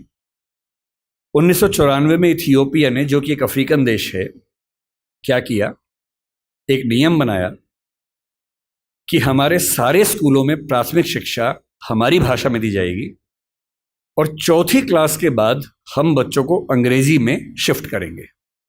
दो ऑप्शन से, एक है कि बचपन से अंग्रेजी पढ़ाएं, एक चौथी क्लास के बाद अंग्रेजी में शिफ्ट कर दें, क्योंकि उच्च शिक्षा के मामले में अंग्रेजी ज़्यादा कारगर भाषा थी, वहाँ भी थी, यहाँ भी थी, आज भी है कई मामलों में। इतना ही चेंज किया कि नर्सरी से नहीं पढ़ाएंगे, चौथी क्लास तक पढ़ाएंगे अपनी भाषा में, अंग्रेजी भी हल्का फुल्का सिखाते रहेंगे, और जब अंग्रेजी में एक ठीक ठाक स्तर आ जाएगा फिर मीडियम चेंज कर देंगे। वो रिसर्च आज की दुनिया में एजुकेशन साइंस की सबसे प्रामाणिक रिसर्च मानी जाती है, और वो साबित करती है कि बच्चों की अटेंडेंस बढ़ने से लेकर, बच्चों की समझदारी बढ़ने से लेकर, बच्चों की जिज्ञासा बढ़ने से, बच्चों की पढ़ाई में रुचि बढ़ने से लेकर, और बच्चों की अपने परिवार, अपने समाज, अपनी संस्कृति के साथ लगाव बढ़ने के स्तर तक, हर मामले में मातृभाषा में पढ़ाई करने से बेहतर स्थितियां बनी। मैं फिर कह रहा हूं, ये बात हिंदी की नहीं है, ये मराठी की भी है, तेलुगु की भी है, तमिल की भी है। मुझे दया आती है उन बच्चों पर, जिनमें मेरा बच्चा भी शामिल है। मैं भी उसी समाज की पैदाइश हूँ, उसी समाज के दबाव मुझ पर भी काम करते हैं। और ये रिसर्च मैंने संयोग से अपने बच्चे के प्राथमिक शिक्षा के बाद पढ़ी, पहले पढ़ी होती तब भी मैं क्या करता, दिल्ली में आपको एक भी अच्छा स्कूल मिलेगा ही नहीं जो मातृभाषा में पढ़ाता हो। एक ऐसा माहौल है, मुझे दया आती है उन बच्चों पर। वो घर में जब 9-10 महीने के होते हैं या 3 साल के जब होते हैं, तब वो स्कूल जाना शुरू करते हैं। 2.5 साल का बच्चा अपनी भाषा में कॉम्प्लेक्स सेंटेंसेस बनाना सीख जाता है अपने आप, बिना एक शब्द भी पढ़े लिखे। आप घरों में देखिए छोटे बच्चों को, अच्छे से वाक्य बोलेंगे, और 2.5 साल का बच्चा तो नए वाक्य बनाने लगता है, वो भी जटिल वाक्य, सरल वाक्य नहीं। उस बच्चे की इतनी गहरी पकड़ एक भाषा में हो चुकी है, एक भी दिन स्कूल नहीं गया है। और इसलिए मातृभाषा का अध्यापन जब स्कूल में होता है, टीचर को पता होता है कि बच्चे को भाषा पहले से आती है, इसे दुरुस्त करना है, सिखाना नहीं है जीरो से। और वो बच्चा बड़े अच्छे मूड से स्कूल गया, उसे मम्मी को टाटा किया, स्कूल जाके पता लगा टाटा नहीं बोलना, बाय बोलना है। उसकी दुनिया खिसक जाती है उसके पैर के नीचे से। वहां उसे पता लगता है कि भिंडी नहीं है, ये लेडी फिंगर है। तुम जो लाए हो वो आलू नहीं है, पोटैटो है। रोटी नहीं है, ब्रेड है। ठीक है ना, ब्रेड तो वो होती है नहीं, वो सब ब्रेड्स होती हैं। समोसा है ही नहीं इंग्लिश में, उसको पता लगा कि होता ही नहीं है तो। और वो बेचारा एक अजीब सी कश्मकश में है। उसे अपनी भाषा में सीखना था कि जीरो क्या होता है, संख्या क्या होती है, एक क्या होता है। उसे अपनी भाषा में सीखना था कि सरकार क्या होती है, दुनिया क्या होती है, चलती कैसे है। उसे सीखना पड़ रहा है कि पहले ये समझो कि दुनिया नहीं वर्ल्ड होता है। अब उसकी आधी से ज़्यादा ऊर्जा वर्ल्ड पे अटकी हुई है और बाकी बची खुची ऊर्जा से वो समझ रहा है कि वर्ल्ड होता क्या है। उसकी आधी ऊर्जा लगी नंबर शब्द याद करने में, ना कि ये समझने में कि संख्या क्या होती है, नंबर क्या होता है। एक अजीब सी साजिश दुनिया भर में चल रही है कि दुनिया के हर बच्चे को उसकी मातृभाषा से बचपन में ही वंचित कर दो। उसे एक ऐसी भाषा में सिखाओ जहां उसके लिए वो भाषा सीखना अपने आप में चैलेंज हो। और इसलिए आप देखेंगे कि अगर ज्ञान की दुनिया में दुनिया भर की भाषाओं के आम आदमी शिरकत नहीं कर पा रहे हैं, गलती से भी ये मत सोचिएगा कि दिमाग वाले लोग बहुत कम होते हैं और वही आगे बढ़ते हैं। दिमाग वाले अधिकांश लोगों को बचपन में ही खत्म कर देने की साजिश दुनिया भर में चल रही है। और जो अपनी भाषा में पढ़ ही नहीं पाएगा वो कैसे आगे बढ़ेगा, कैसे सीखेगा। मैंने 10वीं क्लास तक हिंदी माध्यम से पढ़ाई की है, उसके बाद अंग्रेजी सीखी है, ठीक से सीखी है। अंग्रेजी मुझे कहीं कोई समस्या नहीं आती है, इसमें क्या कोई परेशानी है। मैं आज भी अपनी भाषा में गीत सुनने में ज़्यादा खुश होता हूँ।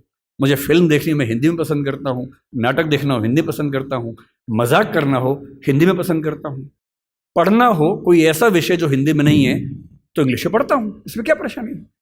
लेकिन मुझे कोई बचपन से ही मजबूर करे कि मुझे दूसरी भाषा में, संयोग से अंग्रेजी है, फ्रेंच भी हो सकती थी, पुर्तगाली भी हो सकती थी, जो जीत जाता उसकी भाषा में ढो रहे होते। ज्ञान विज्ञान की दुनिया में मेरा निजी विश्वास है इस वर्चस्व को तोड़ना बहुत ज़रूरी है।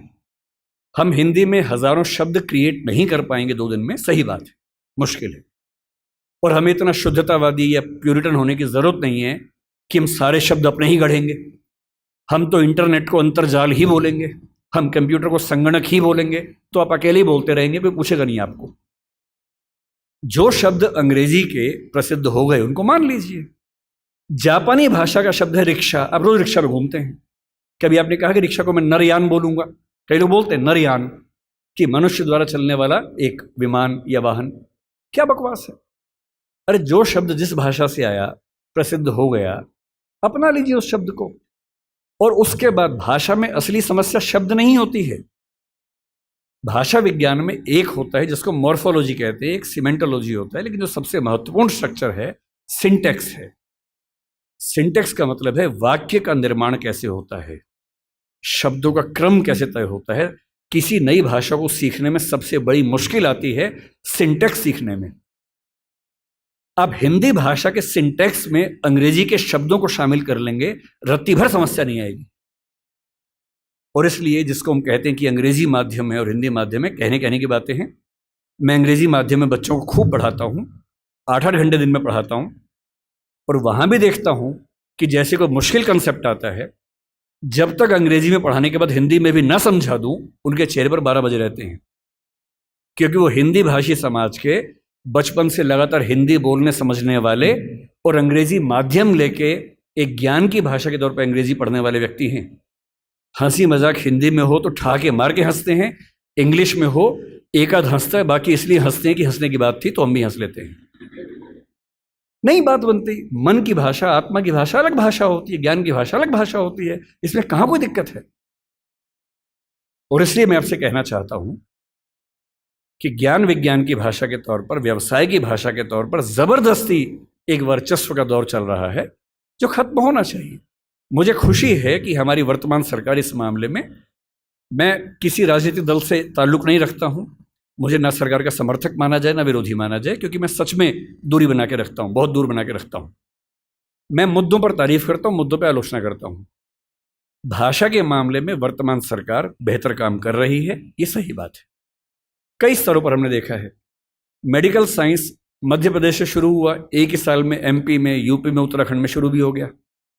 और मैं कई साल से सोचता था कि मेडिकल साइंस में ऐसा क्या है जो हिंदी में नहीं पढ़ सकते। और सोचिए, डॉक्टर बनने के बाद करना क्या आपको डॉक्टर बन के आम आदमी का इलाज करना है। भारत के आम आदमी की हालत क्या है? डॉक्टर के पास जाता है, उसको एक वाक्य समझ में नहीं आता है। डॉक्टर 4 लाइन इंग्लिश के बोलता है, कुछ मुश्किल शब्द बोलता है, तो वो मान लेता है कि ज्ञानी आदमी है, ठीक बोल रहा होगा। उसे अपनी हेल्थ के बारे में एक वाक्य ठीक से समझ में नहीं आता है। किसी विकसित देश में चले जाइए, डॉक्टर की जिम्मेदारी होती है कि जब तक मरीज सारी बातों को ठीक से न समझ ले तब तक इलाज शुरू नहीं कर सकता है। हमारे देश में भाषा का अंतर ऐसा है कि मरीज अपनी बीमारी को ठीक से कभी समझ ही नहीं पाता है। ऑपरेशन तक की सहमति ले लेते हैं अंग्रेजी बोल के, वो समझ नहीं पा रहा होता, हाँ तो हो गया, साइन कर, हाँ साइन कर दिया। उसमें क्या लिखा हुआ है कि तुम्हारा ऑपरेशन करेंगे, तुम मर भी सकते हो, मर गए तो तुम्हारी जिम्मेदारी है। कुछ पता ही नहीं उस बेचारे को। क्यों भारत का हर डॉक्टर, तमिलनाडु का डॉक्टर तमिल में क्यों ना बात करे पेशेंट के साथ, कर्नाटक का डॉक्टर कन्नड़ में बात करे, हिंदी का डॉक्टर हिंदी में बात करे, और अंग्रेजी मातृभाषा वाले जो 2,70,000 लोग हैं उनके लिए कुछ डॉक्टर इंग्लिश वाले रख लीजिए। डॉक्टर की भाषा तो समाज की भाषा होनी चाहिए, यही कानून के साथ है। हमारी जुडिशरी इतना जबरदस्त जुडिशियल फ्रीडम, जुडिशियल इंडिपेंडेंस, संविधान का मूल ढांचा है, सब बातें बढ़िया हैं। पर जिस देश की आबादी में 2,70,000 लोग अंग्रेजी मातृभाषा वाले हों, उस देश का सुप्रीम कोर्ट सारे निर्णय अंग्रेजी में ही देगा, ये कहाँ का लोकतंत्र है? यहाँ आपका जो जुडिशियल इंडिपेंडेंस है या जुडिशियल रिस्पॉन्सिबिलिटी है वो कहाँ से ली जाती है? उस समय आपके सुप्रीम कोर्ट में मधु लिमये नाम के व्यक्ति जिद करते हैं कि मैं हिंदी में अपनी बात रखूंगा, आप उनको परमिशन देने के बाद नकार देते हैं कि हमसे गलती हो गई, ऐसा नहीं कर सकते हैं। मेरे देश में, मेरे सुप्रीम कोर्ट में अपनी भाषा में आप बोल भी नहीं सकते। आप 28 राज्यों में से केवल 4 राज्यों में हिंदी में हाई कोर्ट में बात करने की परमिशन देते हैं। पर लोकतंत्र का मतलब क्या होता है?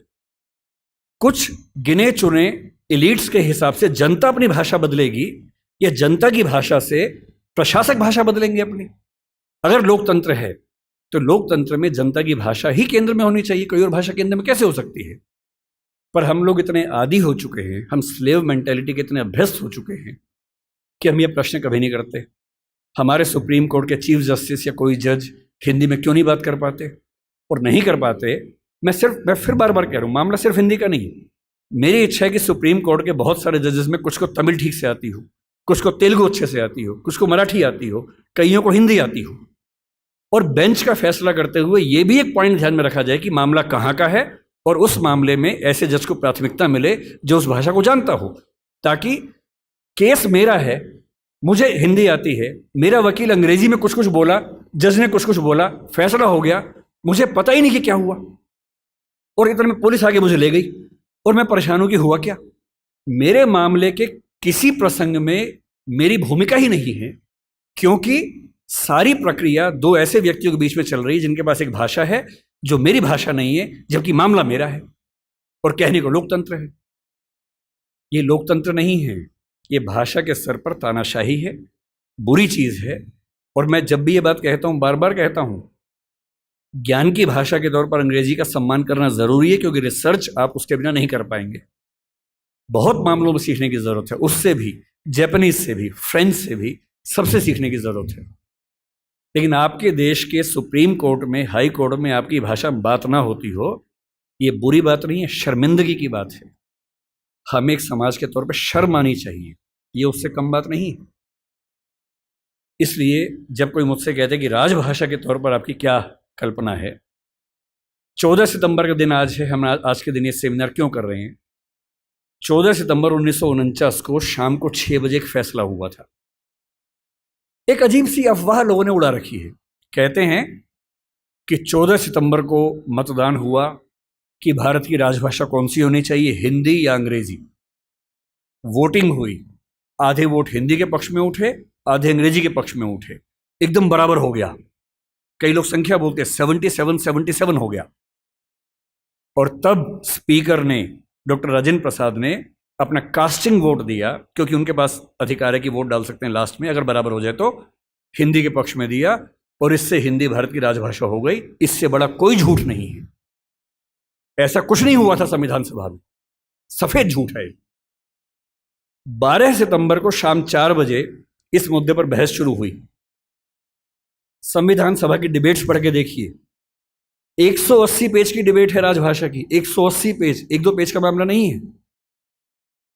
संविधान सभा के वॉल्यूम 9 में ध्यान से पढ़िए, पेज नंबर लगभग 1130 से 1390 के आसपास का मामला है।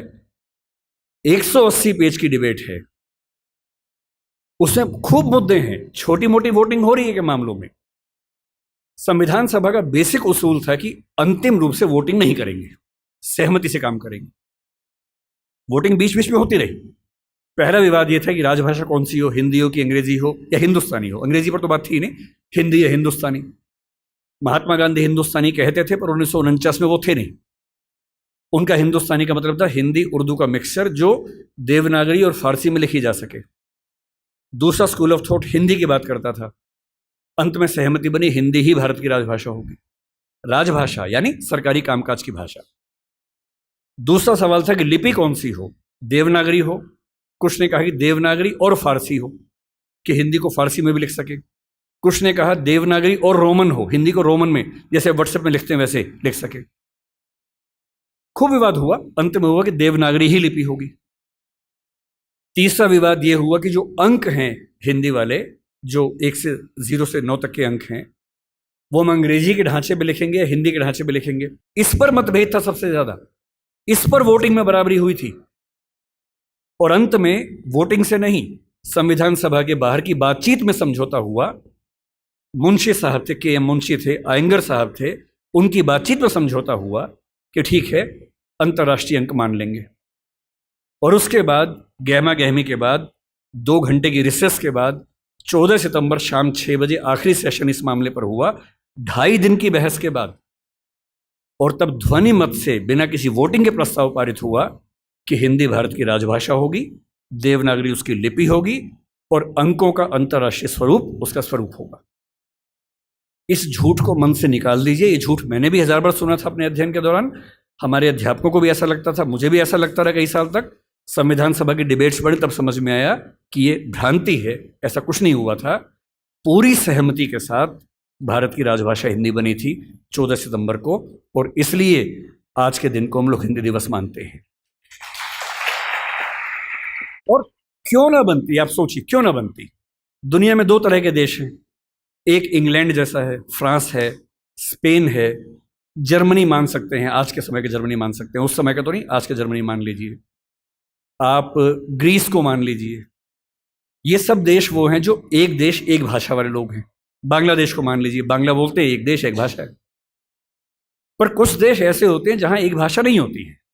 स्विट्जरलैंड में देखिए, छोटा सा देश है, 3 राजभाषाएं वहां पर हैं। बेल्जियम में देखिए, छोटा सा देश है, पर वहां भाषाएं 1 से ज्यादा चलती हैं। तो उस समय एक डिबेट थी कि भारत का मॉडल कौन सा होगा। क्या हम इंग्लैंड, फ्रांस, जर्मनी के मॉडल पे चलेंगे, या हम स्विट्जरलैंड और बेल्जियम के मॉडल पे चलेंगे। तो क्योंकि भारत में भाषाएं बहुत ज़्यादा थी, उस समय हमने 14 भाषाओं को संविधान में स्थान दिया। शुरू में 13 को दिया, बाद में एक और जोड़ दिया। तो अब तो खैर 22 भाषाएं हैं 8वीं अनुसूची में। डिबेट ये थी कि भारत की राजभाषा कौन सी हो। ऐसे मामले में 2 ही फैसले हो सकते हैं। एक तो ये हो सकता है कि भाई जितनी महत्वपूर्ण भाषाएं सबको बना दो। अगर सबको बनाएंगे तो हर डॉक्यूमेंट 10 भाषाओं में बनेगा, वो आसान काम नहीं है। दूसरा, लोकतंत्र में क्या तरीका है, जिस भाषा को बोलने वाले, समझने वाले सबसे ज्यादा हैं, उसको बना दीजिए। यही सहमति बनी। स्वाधीनता संग्राम में हिंदी को राष्ट्रभाषा, राजभाषा बनाने की बात किन लोगों ने की, आपने कभी गौर किया है?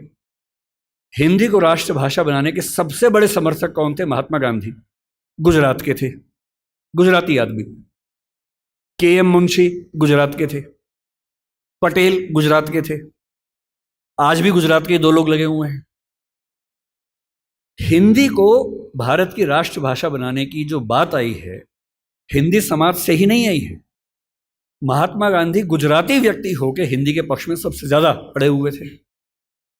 महाराष्ट्र में तिलक थे, सावरकर थे, वो मराठी की बात नहीं कर रहे, वो हिंदी की बात कर रहे थे। पंजाब में लाला लाजपत राय थे। आप बंगाल में जाएंगे, केशव चंद्र सेन से परंपरा शुरू होती है, सुभाष चंद्र बोस तक परंपरा जारी है, वो सब हिंदी की बात कर रहे हैं। पूरे भारत में, दक्षिण भारत तक में ये सहमति बन गई थी। महात्मा गांधी ने पूरी एक संस्था खड़ी की, दक्षिण भारत हिंदी प्रचार सभा। कितने साल तक काम करते रहे वहां पर, एक सहमति बनाई पूरे देश में, क्योंकि इतना बड़ा स्वाधीनता आंदोलन बिना एक भाषा के नहीं चल सकता। बेबीलोन की कथा बन जाती, बाबेल जैसी, कि सब लोग अलग भाषाएं बोलते हैं, लड़े कैसे अंग्रेजों से।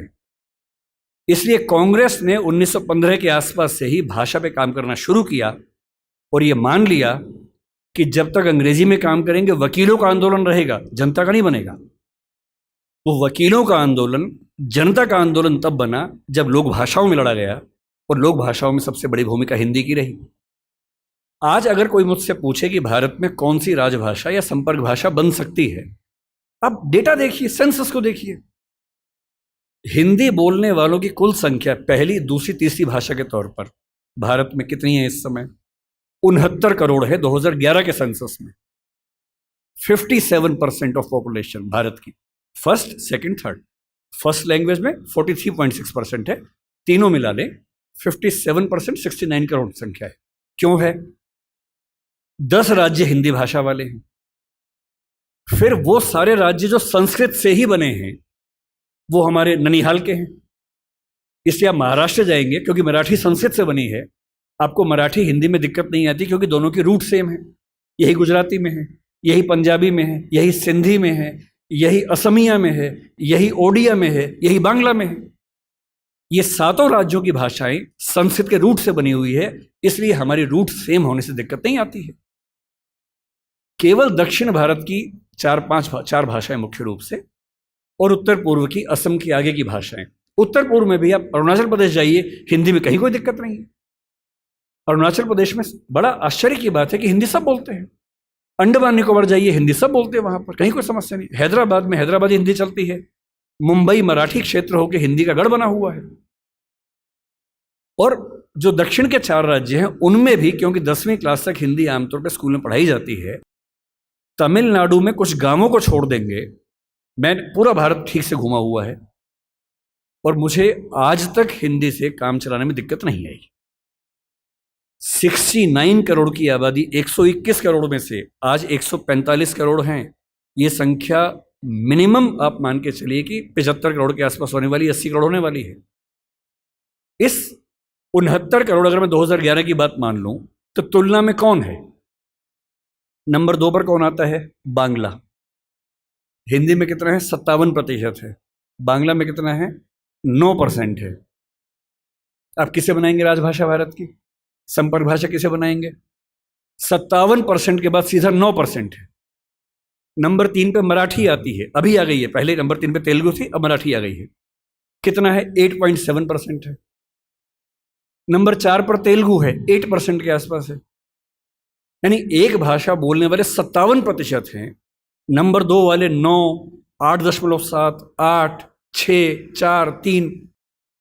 क्या लोकतांत्रिक तरीके से कोई कंपटीशन बनता है किसी तरह का?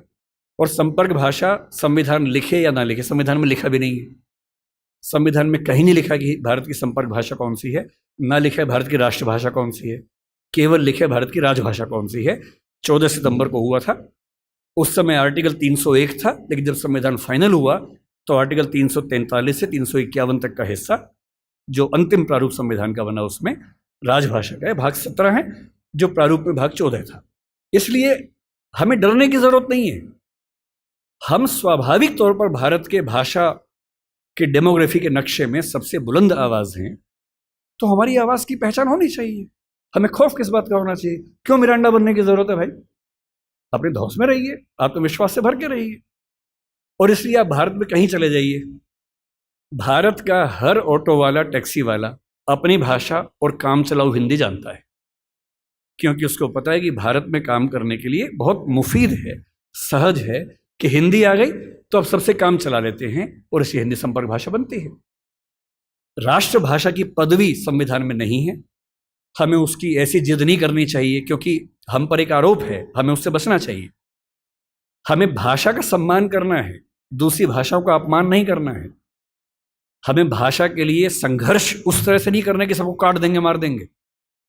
हमें ये नहीं कहना कि अंग्रेजी खत्म करो, तेलुगु खत्म करो, तमिल खत्म करो, नहीं, सबके साथ रहना है। जैसे संसदीय व्यवस्था में प्रधानमंत्री सारे मंत्रियों के बराबर, किंतु उनसे एक पायदान ऊपर होता है क्योंकि वो डिवीजन करता है।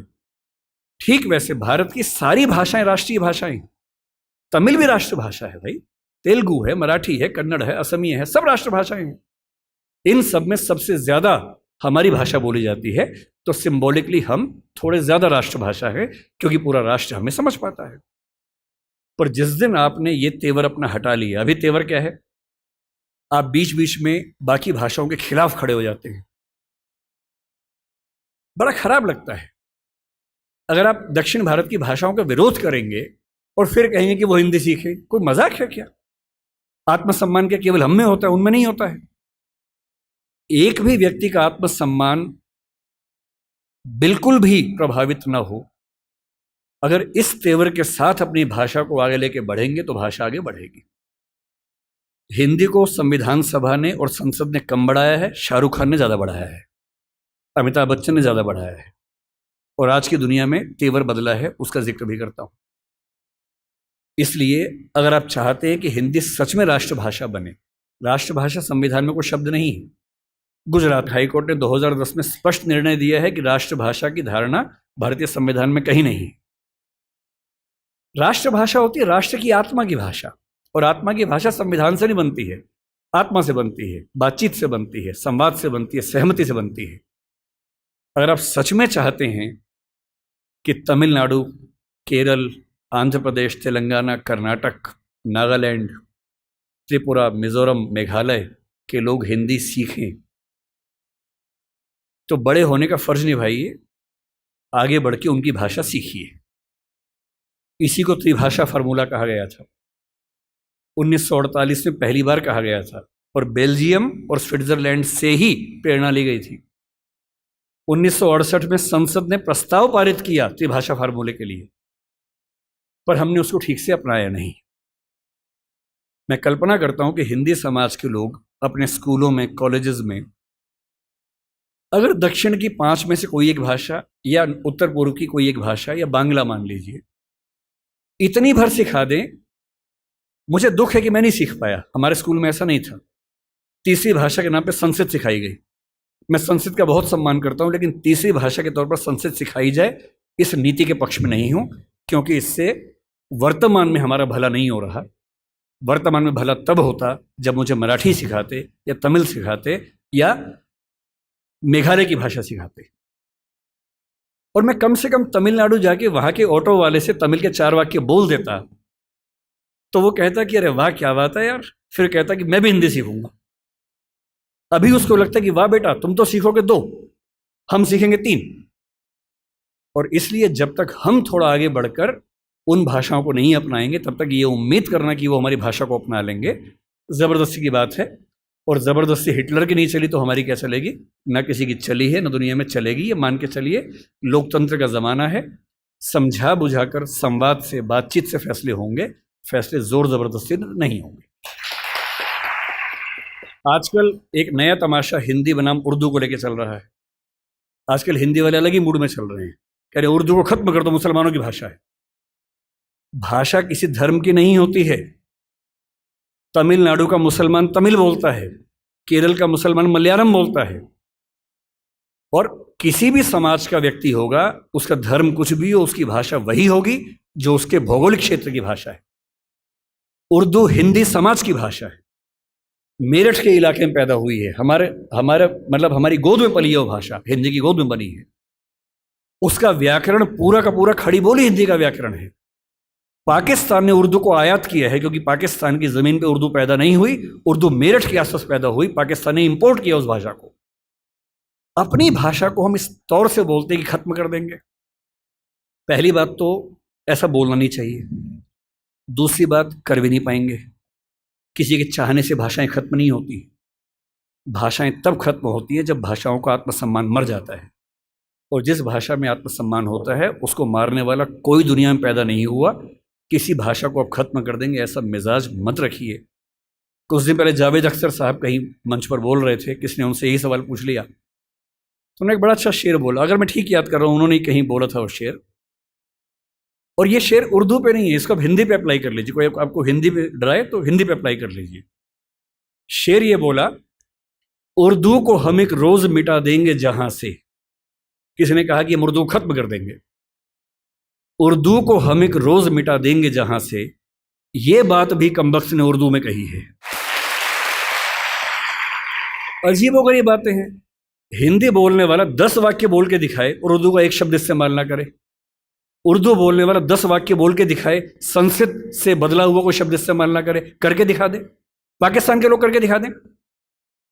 मैं एक बार पाकिस्तान के नेताओं की भाषा सुन रहा था, बहुत ध्यान से सुना, नोट किया, और मैंने पाया कि 100 शब्द बोलते हैं तो कम से कम 30 शब्द संस्कृत से बदले हुए शब्द बोलते हैं। और तेवर क्या है कि हम तो उर्दू वाले हैं। उर्दू बोलने वाला कितनी भी ताकत लगा ले संस्कृत से बच ही नहीं सकता। हिंदी वाला कितनी भी ताकत लगा ले उर्दू से बच ही नहीं सकता। इतने शुद्धतावादी मत बनिए कि आप अलग थलग पड़ जाएं, एक टापू पे अकेले खड़े हों। भाषा बढ़ती है साथ चलने से, न कि एकदम शुद्ध होके अलग थलग हो जाने से। अंग्रेजी में हर साल नए शब्द आते हैं। इतालवी भाषा का शब्द माफिया है, अंग्रेजी ने लिया, दुनिया भर के लोग बोलते हैं माफिया माफिया माफिया। इटालियन का शब्द है, अंग्रेजी ने प्रचारित किया उस शब्द को। समोसा खा खा के हम पगलाए रहते हैं। समोसा हमारा अपना शब्द नहीं। हमारे बहुत सारे ऐसे शब्द जो हमारे मूल शब्द मानते हैं वो हमारे शब्द नहीं है, हमने सीखे हैं। सीखना चाहिए। भाषा दुनिया का हर समाज भाषा बना रहा है, क्यों हम उन सब से ना सीखें। और अंतिम बात यह है कि एक भाषा होती है मनोरंजन की भाषा। हिंदी का कोई बाल भी बांका नहीं कर सकता उस भाषा के तौर पर। जब से सोशल मीडिया आया उसने क्रांति कर दी है, आप ही लोगों ने, और किसने की है। और सोशल मीडिया पे एक अलग तेवर है। मैंने कल यहां आने के लिए सोचा कि थोड़ा सा तथ्य देख लूं, क्या लेटेस्ट तथ्य हैं। यूट्यूब की इंडिया की रिपोर्ट निकाली कि कौन सी भाषा में कितने व्यूअर्स देखते हैं। अगर आप यूट्यूब पे ट्रेंडिंग वीडियोस देखेंगे तो ट्रेंडिंग की लिस्ट में एक तीर बना होता है, उसमें हर देश का अलग अलग है। आप पाकिस्तान का देखें, चीन का देखें, कहीं का, चीन का तो खैर क्या देखेंगे, जिन देशों में यूट्यूब चलता है वहां का देखें। इंडिया के ट्रेंडिंग वीडियोस में 50 में से लगभग 45 से 48 हमेशा हिंदी के ही आपको मिलेंगे। तो मैं सोचता था कि कहीं ऐसा खेल तो नहीं कि दक्षिण भारत का अलग चलता हो और उत्तर पूर्व का अलग चलता हो। तो मैंने ठीक से चेक किया, पूरे भारत का एक ही चलता है। तो कल मैंने यूट्यूब की रिपोर्ट निकाली भारत की, और यूट्यूब का रिकॉर्ड बता रहा हूं मैं, जितने तथ्य दे रहा हूं रिकॉर्ड हो रहा है, सारे चेक कर लीजिएगा। यूट्यूब की आधिकारिक रिपोर्ट क्या है 2020 की। भारत में जितने वीडियो बनते हैं, नहीं देखे जाते हैं, viewership, view time, 54% viewership Hindi की है और अंग्रेजी की 16% है। और ये ठीक क्या संख्या है? 2011 के सेंसस में हिंदी बोलने वाले भारत में कितने हैं? 57% हैं। 57% आबादी 54% वीडियो देख रही है, इसमें आश्चर्य क्या है? OTT की दुनिया में देख लीजिए, वाईकॉम 18 जिसका वूट नाम से चैनल आता है, मतलब OTT प्लेटफॉर्म आता है, उसने एक सर्वे कंडक्ट किया। उन्होंने खूब कोशिश की, अंग्रेजी में की और भाषाओं में की, और अभी कुछ दिन पहले उन्होंने एक निकाली अपनी रिपोर्ट और बताया कि हम OTT पर कितने भी एक्सपेरिमेंट्स कर लें, OTT में हिंदी की भागीदारी 50% से ज़्यादा ही रहती है, कम नहीं होती है। अंग्रेजी की 15% है, बाकी सारी भाषाओं के मिला के 35% है। फिर वही बात है, जिस देश में बोलने वाले 57% हैं वहां 50% वीडियो क्यों नहीं देखेंगे?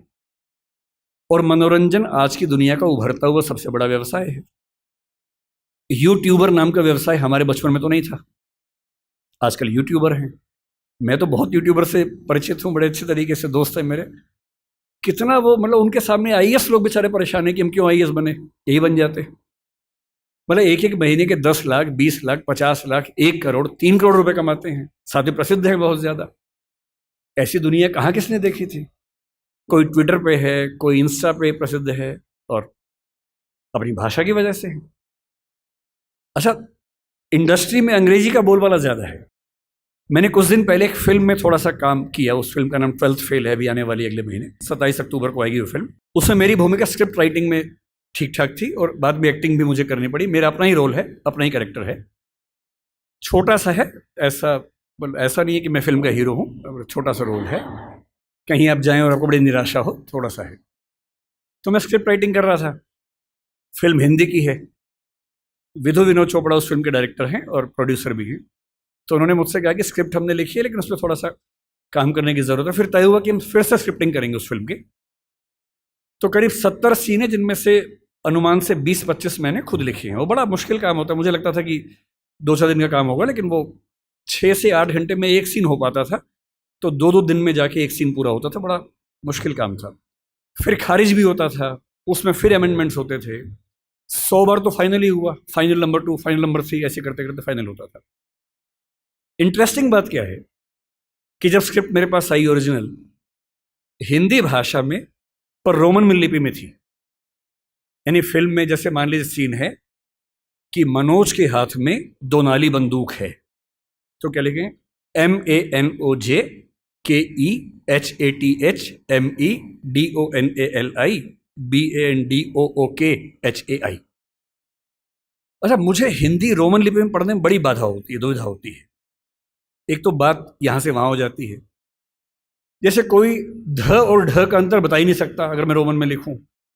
कोई ऐसा शब्द हो जिसमें ध और ढ में कंफ्यूजन हो जाए। अब मैं कुछ भी करके नहीं समझ सकता कि DH ध है कि ढ है, क्योंकि वो लिपि मेरी भाषा के हिसाब से बनी ही नहीं है। ड़ अंग्रेजी में मैं कितनी भी कोशिश करूं लिख ही नहीं सकता हूं, ण लिख ही नहीं सकता हूं। मैं हरियाणा में जा रहा हूं और मैं हरियाणा में बोल रहा हूं कि बालक इधर आ, बालक नहीं बोलते हैं, ड़ बोलते हैं, जो ड़ भी नहीं है ल भी नहीं है, दोनों के बीच के साउंड है। अब मैं रोमन में कितनी भी कोशिश करके लिख ही नहीं सकता वो चीज। और एक्टर को बोलना क्या है? बालक। सड़क नहीं लिख सकता हूं, SARAK या SADAK, कैसे लिखूं? या तो उस लिपि को उसके फोनेटिक्स के हिसाब से चेंज करूं, जो फिलोसफी में हम करते भी हैं, नहीं तो कैसे काम चले। तो मैंने उनसे कहा, मैंने कहा सर मैं, देखिए मुझे बड़ी असुविधा होती है इसमें, मैं देवनागरी में लिखूंगा और आप कहेंगे तो मैं उसको रोमन में कर दूंगा बाद में, पर पहली बार मैं आत्मा में उतरने दो, मुझे देवनागरी में लिखने दो। तो उनको आश्चर्य हुआ कि ऐसा भी होता है, क्योंकि उस इंडस्ट्री में आमतौर पर ऐसा नहीं होता है। तो मैंने देवनागरी में एक सीन लिखा, लिख के भेजा। नियम था कि मैं रोज रात को 3 बजे ईमेल करता था। मेरा शेड्यूल था 3 बजे सोने का, उनका था 5 बजे उठने का। तो 5 बजे उठ के पढ़ते थे और 6 बजे तक कमेंट्स आ जाते थे, फिर मैं उठने के बाद उसको ठीक करता था। तो जब पहली बार मैंने भेजा उनको हिंदी में सीन लिख के, तो नेक्स्ट डे वीडियो कॉल हमारी चल रही थी।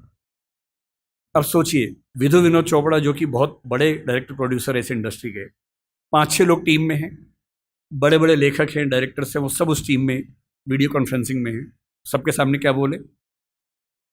बोले यार ईमानदारी की बात है, पढ़ के मज़ा आ गया। मुझसे काफ़ी बड़े, मुझे छोटे भाई की तरह मानते। बोले विकास अब तू ऐसे लिख यार, ऐसी मज़ा आता है। और बाकी टीम को बोले कि तुम्हें इंग्लिश में करना हो कर लेना, बाद में हम हिंदी में करेंगे। उसके बाद वो पूरी फिल्म हिंदी में लिखी गई।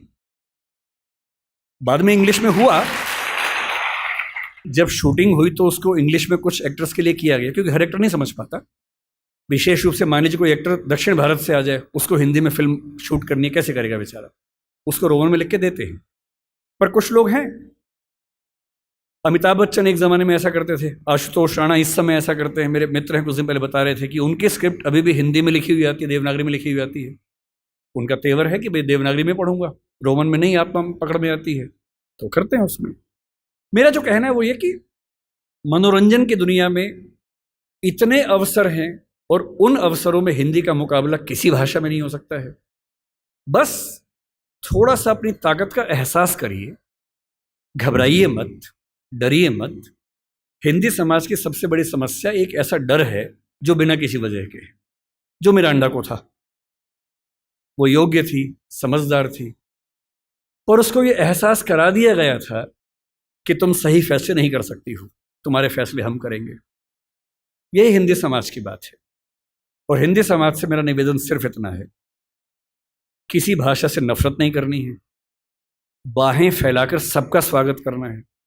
अंग्रेजी से भी मोहब्बत करनी है, उससे ज़्यादा तमिल तेलुगु से करनी है, उससे ज़्यादा हिंदी से करनी है, और सब भाषाओं को साथ लेकर, उर्दू को भी साथ लेकर, आत्मविश्वास से भरकर, बिना किसी हीन भावना से युक्त होकर, सोशल मीडिया के इस नए उत्सव को मनाते हुए, व्यापार व्यवसाय की दुनिया में, विज्ञापन की दुनिया में हिंदी की ताकत का एहसास करते हुए जब अपनी भाषा का सम्मान करेंगे तो नज़ारा कुछ और होगा। मैं रामविलास शर्मा, आपने नाम सुना होगा उनका, हिंदी के विद्यार्थी हैं, उन्होंने बड़ी गहरी बात कही थी। उनका एक कंसेप्ट है, आपने पढ़ाई होगा, हिंदी जातीयता को लेकर उन्होंने खूब बात की। उन्होंने कहा कि भारत की अकेली हिंदी भाषा है जिसमें जातीयता की भावना कम है। जो मैंने कहा ना कि स्पेनिश लोगों में, डच लोगों में, उन सब में अपनी भाषा के सम्मान का भाव है, जर्मन लोगों में, फ्रेंच लोगों में है, वो भाव आपको मराठी में दिखेगा, तमिल में, तेलुगु में, कन्नड़ में, ओडिया में, बांग्ला में, सब में दिखता है। अपनी भाषा को लेकर एक गरिमा का भाव, सम्मान का भाव, पता नहीं क्यों वो हिंदी में नहीं दिखता है। थोड़ा लाइए, कॉन्फिडेंस से रहिए। कोई अंग्रेजी में डराए, मत डरिए। भारत में कोई आपसे कहे कि तुमको इंग्लिश नहीं आती है, उतना ही तेवर से कहिए तुमको हिंदी नहीं आती है। क्योंकि भाई, जिस देश में 57% आबादी हिंदी बोलती हो, अंग्रेजी सेकंड थर्ड लैंग्वेज में अच्छी खासी है, 10% से ऊपर है कुल मिला के। अगर तीनों स्तरों को मिला लें तो हिंदी की एकदम बाद अंग्रेजी आती है, फिर बांग्ला आती है, 10.5% के आसपास है। क्योंकि सेकंड लैंग्वेज, थर्ड लैंग्वेज में अंग्रेजी का बोलबाला बहुत ज़्यादा है। फर्स्ट लैंग्वेज में वो केवल 2,70,000 लोगों की भाषा है। तो भी हिंदुस्तान में हिंदी नहीं आना और अंग्रेजी नहीं आना, अगर ये दोनों शर्मिंदगी की बातें हैं तो ज़्यादा शर्मिंदगी की बात कौन सी है? हिंदी ना आना। तो कोई अगर आपसे बोले कि मुझको हिंदी नहीं आता है, तो आप ऐसे बोलना कि मुझको अंग्रेजी नहीं आता है, और थोड़ी बहुत आती है, मेरा काम चल जाता है। अगर मुझे खेती करनी है तो मुझे अंग्रेजी क्यों चाहिए? अगर मुझे छोटा मोटा उद्यम करना है, अंग्रेजी क्यों चाहिए? हाँ, अगर मुझे सुप्रीम कोर्ट का वकील बनना है तो अंग्रेजी चाहिए। अगर मुझे एकेडमिक्स में, रिसर्च में जाना है, माइक्रोबायोलॉजी में जाना है, तो अंग्रेजी चाहिए। और उसमें भी धीरे धीरे क्यों ऐसा ना हो कि हिंदी में पढ़ने लिखने की संस्कृति बने। एक अंतिम निवेदन आपसे कर रहा हूँ। हिंदी समाज को लेकर मेरी गंभीर शिकायत है कि हम पढ़ते लिखते नहीं हैं, अफवाहें फैलाते हैं, अफवाहें सुनते हैं, प्रभावित होते हैं। थोड़ा पढ़िए, तथ्यों को देखिए, रिपोर्ट्स को पढ़िए, किसी भी मुद्दे पर जो तथ्य हैं उनको समझकर अपनी राय बनाइए, दिमाग की खिड़कियां खोलिए। और मेरा मानना है कि एक समाज के तौर पर यदि हम ऐसे हो जाएंगे तो हमारा सम्मान खुद ब खुद दुनिया भर में होगा। केवल भारत का मसला नहीं है, पूरी दुनिया में होगा। धन्यवाद। सर, मैं अंग्रेज़ी मीडियम की छात्रा हूँ, पर मतलब मैंने स्कूलिंग भी इंग्लिश मीडियम से की है, तो वहाँ भाषा बहुत सरल होती थी। पर जब मैं दिल्ली में आई, फिर बहुत बड़ी कन्फ्यूजन हो गई मेरे को। मेरे को लगता है मैं इंग्लिश में फिट नहीं बैठ पाती, हिंदी में भी फिट नहीं बैठ पाती। तो फिर इसका कोई सॉल्यूशन ना मेरे को ढंग से, मतलब इंग्लिश में चीज़ें हिंदी में चीज़ें समझने में ज़्यादा अच्छा लगता है, पर मेरा मीडियम इंग्लिश है और हिंदी में मुझे ज़्यादा इतनी मतलब जो डीप वाली पकड़ होती है वो नहीं है। आपकी भाषा कैसी है इसका फैसला 2-3 तरीके से होता है। पहला ये कि आपका सिंटैक्स, यानी भाषा में जो व्याकरण के नियम हैं, वाक्य बनाना, समझना, जटिल वाक्य बनाना, उन सब में आप सहज हैं या नहीं, ये पहला सवाल है। और दूसरा ये कि उसमें जितने नए नए शब्द आते हैं वो आपको समझ में आते हैं नहीं आते हैं। मेरे ख्याल से अगर आप अंग्रेजी माध्यम के विद्यार्थी हैं तो आपको अंग्रेजी में सिंटैक्स में दिक्कत नहीं होगी, टेंसेस समझ में आते होंगे, मुश्किल से मुश्किल वाक्य भी आपको समझ में आता है कि वाक्य कैसे बना हुआ है, लिख भी लेती होंगी आप। मेरे अनुमान से आपकी दिक्कत ज़्यादा इसलिए है कि शब्द इतने सारे नए अचानक आ रहे होंगे कि उन सबको समझ पाना मुश्किल होता होगा। तो मेरा अनुमान ये कि ये समस्या तो एक उर्वर भूमि है, अपनी भाषा को अच्छा करने का एक तरीका है। और पहले के लोग बोलते थे कि रोज़ 5 नए शब्द सीखो, वो एक आउटडेटेड कंसेप्ट है। आज का कंसेप्ट ये है कि जो भी शब्द आपके सामने पहली बार है उसे नोट कीजिए, उसे 2-3 तरह से वाक्यों में इस्तेमाल कीजिए, और उस डायरी के शब्दों को रोज कोशिश करके एक दो शब्दों का इस्तेमाल करते रहिए, तो अंग्रेजी को अच्छा बनाने के लिए 2-3 महीने काफ़ी हैं। कोई रॉकेट साइंस थोड़ा ना है, भाषा ही तो है। भले मेरी समझ है कि कोई भी भाषा, चाइनीज़ को लेकर मैं थोड़ा पसोपेश में रहता हूँ, सामान्यतः कोई भी भाषा सीखने के लिए 3 से 6 महीने पर्याप्त होते हैं ठीक स्तर तक सीखने के लिए, चाहे वो अंग्रेजी हो चाहे वो हिंदी हो। तो अगर आपने अंग्रेजी में पढ़ाई अपनी की है, शुरू कर दी है, तो अंग्रेजी में पढ़ें और शब्द बढ़ाएं। और वैसे अगर आपके टीचर क्लास के बाद अलग से उसी बात को थोड़ा हिंदी में भी समझा दें तो शायद ज़्यादा अच्छे समझ में आएगा। और मैं अंग्रेजी माध्यम के बच्चों को देखता हूँ, वो कहने को इंग्लिश मीडियम के, पर जब हिंदी में समझाओ तो ज़्यादा समझते हैं। तो टेक्निकल वर्ड्स अंग्रेजी के, बाकी हिंदी में। अगर टीचर ना भी समझाए, मुझे नहीं पता यहाँ का तरीका क्या है, 3-4 दोस्तों का ग्रुप बना लीजिए कि क्लास में जो समझा इंग्लिश में, चलो हिंदी में डिस्कस करते हैं। तकनीकी शब्द इंग्लिश के रखिए, उसमें भाषा हिंदी रखिए, तो समझ में आएगा ठीक से। जी सर, धन्यवाद सर। जी सर, मेरा नाम समीक्षा मिश्रा है और मैं हिंदी विभाग की द्वितीय वर्षीय छात्रा हूँ। सर, पहले तो आपके वक्तव्य के लिए बहुत बहुत धन्यवाद। इससे पहले मैंने आपको हंसराज महाविद्यालय में सुना, मुझे वहाँ सुन के भी बहुत अच्छा लगा, पर आज अपने महाविद्यालय में इतने पास से आपको सुनकर बहुत ज़्यादा अच्छा लग रहा है। सर, मैं आपसे बहुत प्रभावित हूँ और इतनी उम्र में भी आकर आपके जो मुखमंडल पर तेज हमेशा रहता है, उसके लिए भी बहुत ज़्यादा प्रभावित हूँ। आपको क्या लगता है कि मैं 80 साल का हूँ, 90 साल का हूँ? सर, मैं आपके यहाँ आने से पहले मैंने आपकी उम्र गूगल पे सर्च की थी, 49 बताया था। सर, एडवांस में जन्मदिन की शुभकामनाएं। सर, प्रश्न पे आती हूँ। सर, आपने कहा कि हिंदी ताकतवर है लेकिन उसका एहसास दिलाने वाला कोई नहीं है, और हिंदी समझदार है लेकिन उसे बताने वाला कोई नहीं है। आज भी हम देखते हैं, जैसे आपने भाषाओं के शब्दों को लेकर झगड़े पर बात की, भाषाओं जो आज झगड़े होते हैं। सर, आज एक ऐसा ही झगड़ा उठा है, थोड़ा राजनीतिक पक्ष है, लेकिन मैं जानना चाहूँगी आपके विचार कि आज भारत है और इंडिया शब्द है, इसको लेकर बड़ा विवाद छिड़ रहा है, और जो मीडिया है वो इस पर बड़ा मिर्च मसाला लगा के बताती है कि सरकार से पूछती है कि ये जनता जानना चाहती है, बल्कि जनता दोनों नामों में सुखी है। तो इस पर आपके क्या विचार हैं? क्या हमें उस इंडिया शब्द को अपना लेना चाहिए या दोनों ही हमारे लिए बेहतर है? देखिए, मैं फिर कहूँगा कि मुद्दों को ना अलग करके समझना पड़ेगा। पहली बात, ये विवाद इस समय क्यों उठा, इसके पीछे राजनीतिक कारण हैं, आपको भी पता है, मुझे भी पता है। मेरी अपनी समझ ये है कि 2 तरह से मुद्दे को देखने। पहली बात, ये उठा क्यों, और दूसरी बात, सही क्या है, गलत क्या है। ये उठा क्यों, इसके पीछे राजनीतिक पृष्ठभूमि पूरा देश जानता है, आप भी जानती है, मैं भी जानता हूं। पर कोई मुद्दा राजनीतिक वजह से उठा इसलिए मुद्दा ही गलत है, ऐसा नहीं होता है। राजनीति कई बार गलत काम करती है, कई बार सही काम कर देती है, और जनता के दबाव में अगर सही काम हो ही जाए, राजनीतिक वजह से ही हो, तो भी क्या बुरा है। अब आते हैं इस सवाल पर कि भारत और इंडिया में से क्या सही है। संविधान सभा में इस पर खूब बहस हुई थी। यह हमारे संविधान का अनुच्छेद 1 है और उसमें लिखा हुआ है, India that is Bharat shall be A union of states. बड़ी इंटरेस्टिंग बात है कि उस समय डिबेट थी कि भारत का नाम भारत रखें या इंडिया रखें। कुछ लोगों ने आर्यव्रत भी कहा, आर्यव्रत कहा, कुछ ने हिंदुस्तान कहा, सब नाम चले। अंत में सहमति बनी कि नहीं, भारत और इंडिया ही ठीक है। नेहरू जी ने खुल के तो नहीं, पर नेहरू जी के पर्सपेक्टिव से जो बात वहां पर ज्यादा आई वो ये थी कि हमारे संविधान के बनने की प्रक्रिया में जो बहुत सारे एक्ट थे जो अंग्रेजों ने बनाए थे, जैसे इंडिया इंडिपेंडेंस एक्ट 1947 का है, 1935 का एक्ट था, उन सब में इंडिया का इस्तेमाल था। उस समय के भारत की तरफ से जो समझौते अंतर्राष्ट्रीय थे, उन सब में इंडिया नाम था। पश्चिम की दुनिया हमें इंडिया के नाम से जानती थी, अमेरिका हो, फ्रांस हो, कोई भी हो, सब इंडिया जानते थे। नेहरू जी का मिजाज जो था वो ये भी था कि हमें ग्लोबल पर्सपेक्टिव में चीज़ों को देखना है, पूरी दुनिया से संवाद करना है, क्योंकि उनकी रुचि अंतर्राष्ट्रीय मुद्दों में ज़्यादा थी, बहुत ज़्यादा थी। मेरे ख्याल से इन सब वजहों से तय हुआ कि हम अपना नाम इंडिया रखेंगे, पर इंडिया के बराबर महत्व भारत का भी रहेगा। तो लिखा गया India that is Bharat. India जो कि भारत है, राज्यों का एक संघ होगा। 4 दिन पहले की बात है, मैं हॉलैंड में एक टैक्सी में बैठा हुआ था। इंटरेस्टिंग मत सोच के देखिए, टैक्सी का ड्राइवर मोरक्को का रहने वाला था।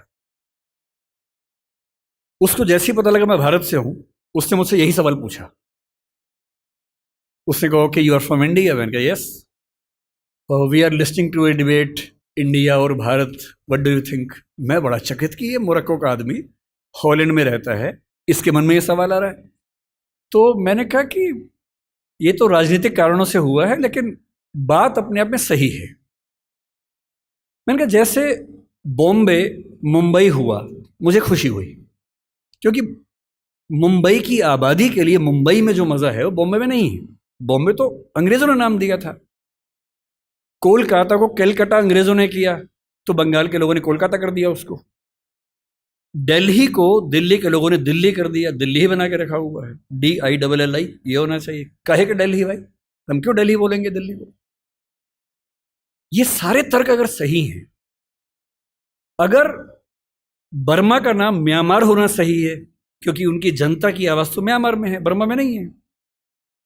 श्रीलंका और सीलोन की डिबेट में वो अपने आप को सीलोन ना मानना चाहे, श्रीलंका मानना चाहें, क्योंकि उनकी भाषा श्रीलंका बोलती है। तो मेरे मन में सवाल बड़ा साफ आता है कि भारत इंडिया क्यों होना चाहिए। मैं फिर स्पष्ट कर दूं, मैं सरकार के पक्ष में नहीं बोल रहा हूं, मुझे उनसे रत्ती भर मतलब नहीं, मैं एक विचार की बात कर रहा हूं। और मैं जब संविधान पढ़ाया करता था, अनुच्छेद 1 पढ़ाते हुए मैं हमेशा बोलता था कि मुझे चुभन होती है ये पढ़ते हुए कि इंडिया दैट इज भारत। दोनों ही लिखने थे तो भारत दैट इज इंडिया कर देते।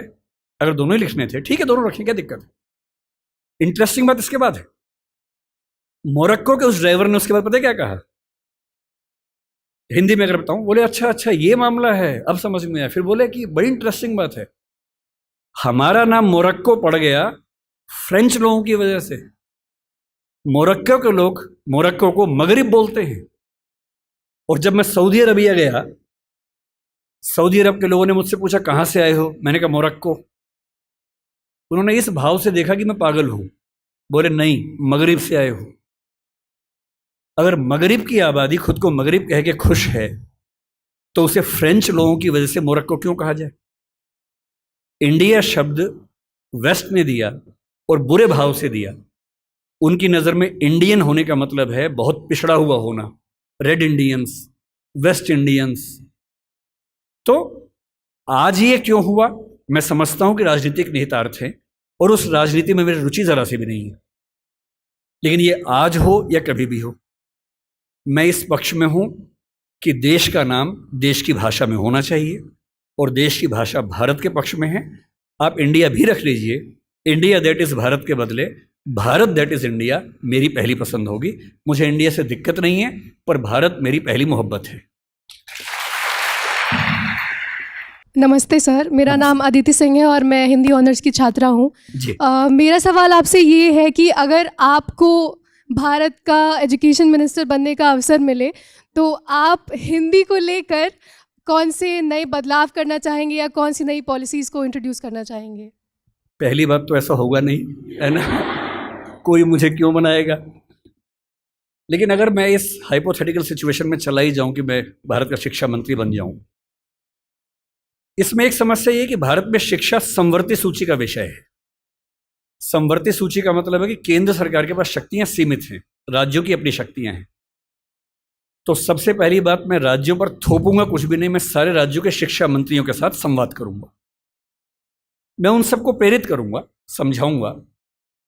मैं उनसे कहूंगा कि तमिलनाडु में मेडिकल साइंस तमिल में होनी चाहिए, कर्नाटक में कन्नड़ में होनी चाहिए, हिंदी क्षेत्र में हिंदी में होनी चाहिए, हिंदी में नहीं इंग्लिश में होनी चाहिए, ऐसी कन्नड़ प्लस इंग्लिश में होनी चाहिए, तकनीकी शब्द अंग्रेजी में रहें।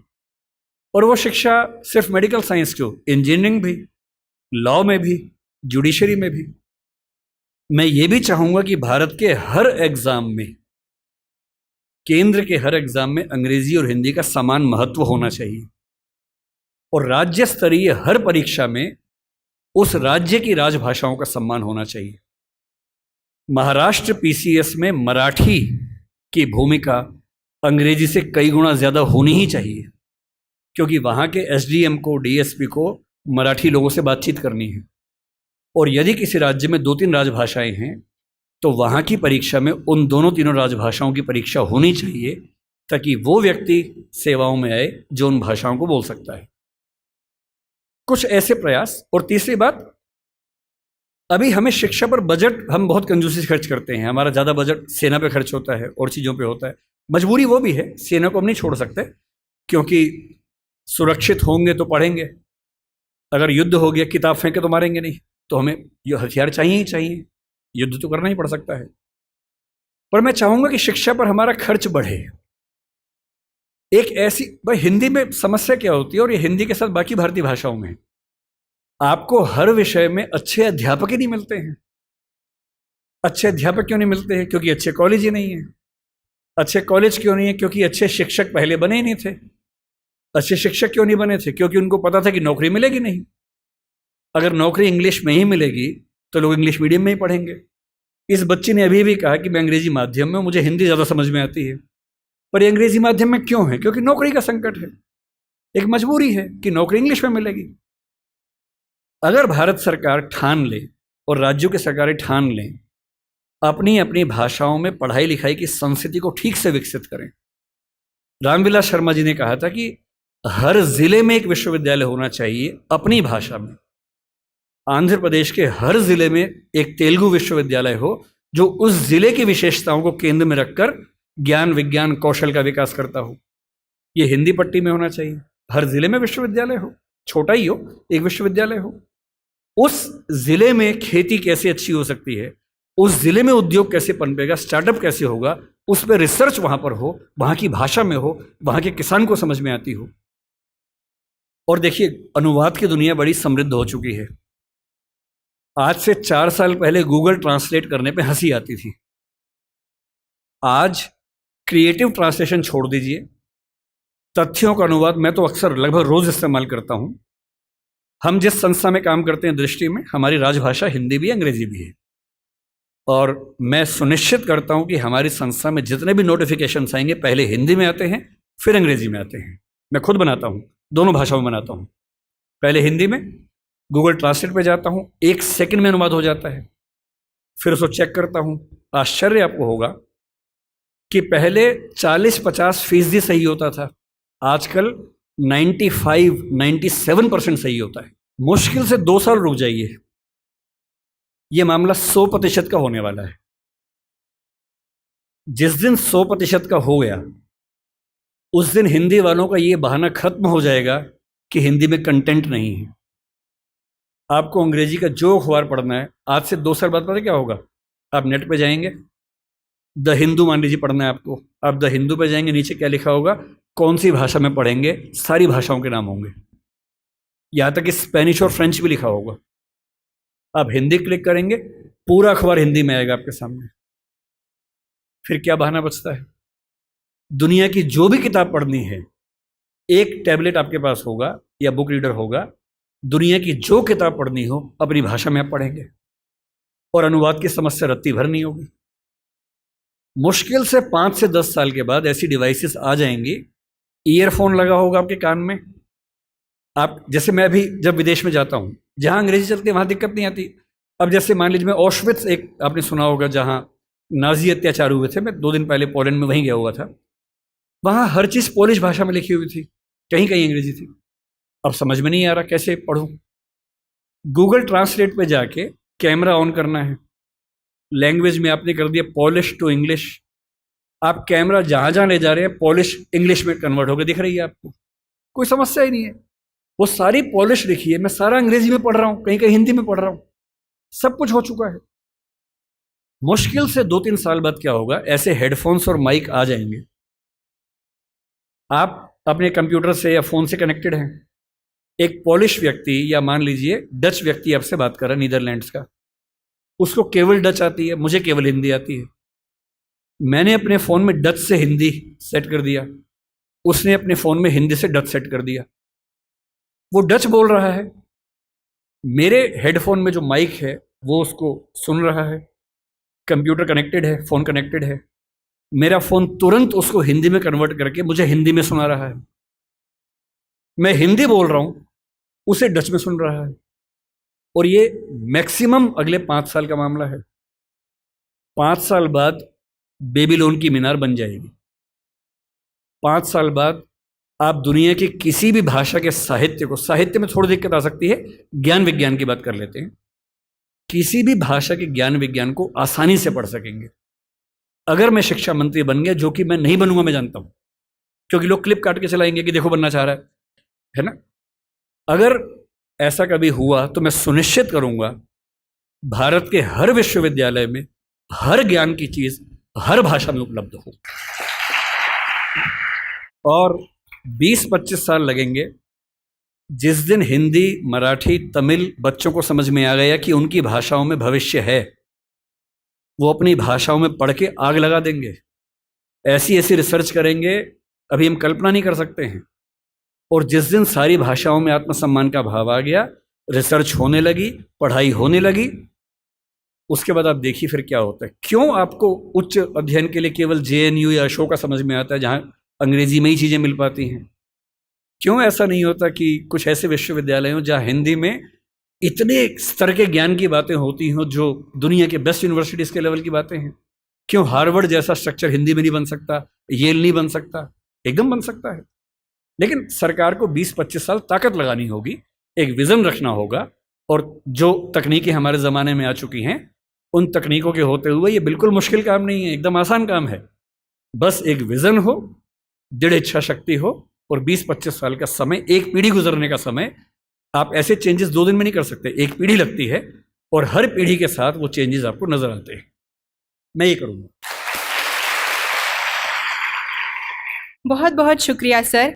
अब मैं धन्यवाद ज्ञापन हेतु हमारे विभाग प्रभारी चंदा मैम को आमंत्रित करना चाहूँगी। आप सभी को हिंदी दिवस की हार्दिक शुभकामनाएं। विकास जी के इतने शानदार व्याख्यान के बाद धन्यवाद ज्ञापित करना मेरे लिए बहुत बड़ी चुनौती है, लेकिन मैं करूँगी।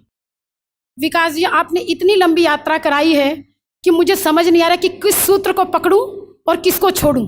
आपने जो मिरांडा के कैरेक्टर से हमारे विद्यार्थियों को परिचित कराया है कि उसकी ताकत क्या है, उसका आत्मविश्वास क्या है, मुझे पूर्ण विश्वास है कि हमारे बच्चों में जो हिंदी भाषियों में जो हीनता बोध है, वो आज इस ऑडी से जब निकलेंगे ना, तो मुझे पूरा विश्वास है कि आपके मुखमंडल की आभा हमारे विद्यार्थियों के मुख पर होगी। ये मैं पूरे विश्वास से कह सकती हूँ। तो मैं सबको हृदय से एक बार धन्यवाद देती हूँ। और चूंकि मुझे पता है कि विकास जी की अगली मीटिंग है, इसीलिए मुझे ये बात समेटनी पड़ रही है। और आत्मा और मिरांडा के एक्चुअल जो कैरेक्टर है उसको लेके जाएं, और विकास जी के जो मुखमंडल की जो आभा है वो अपने चेहरे पर बरकरार रखें। इन्हीं शब्दों के साथ मैं विकास जी के साथ साथ इस ऑडी में उपस्थित प्रत्येक श्रोता को धन्यवाद देती हूँ।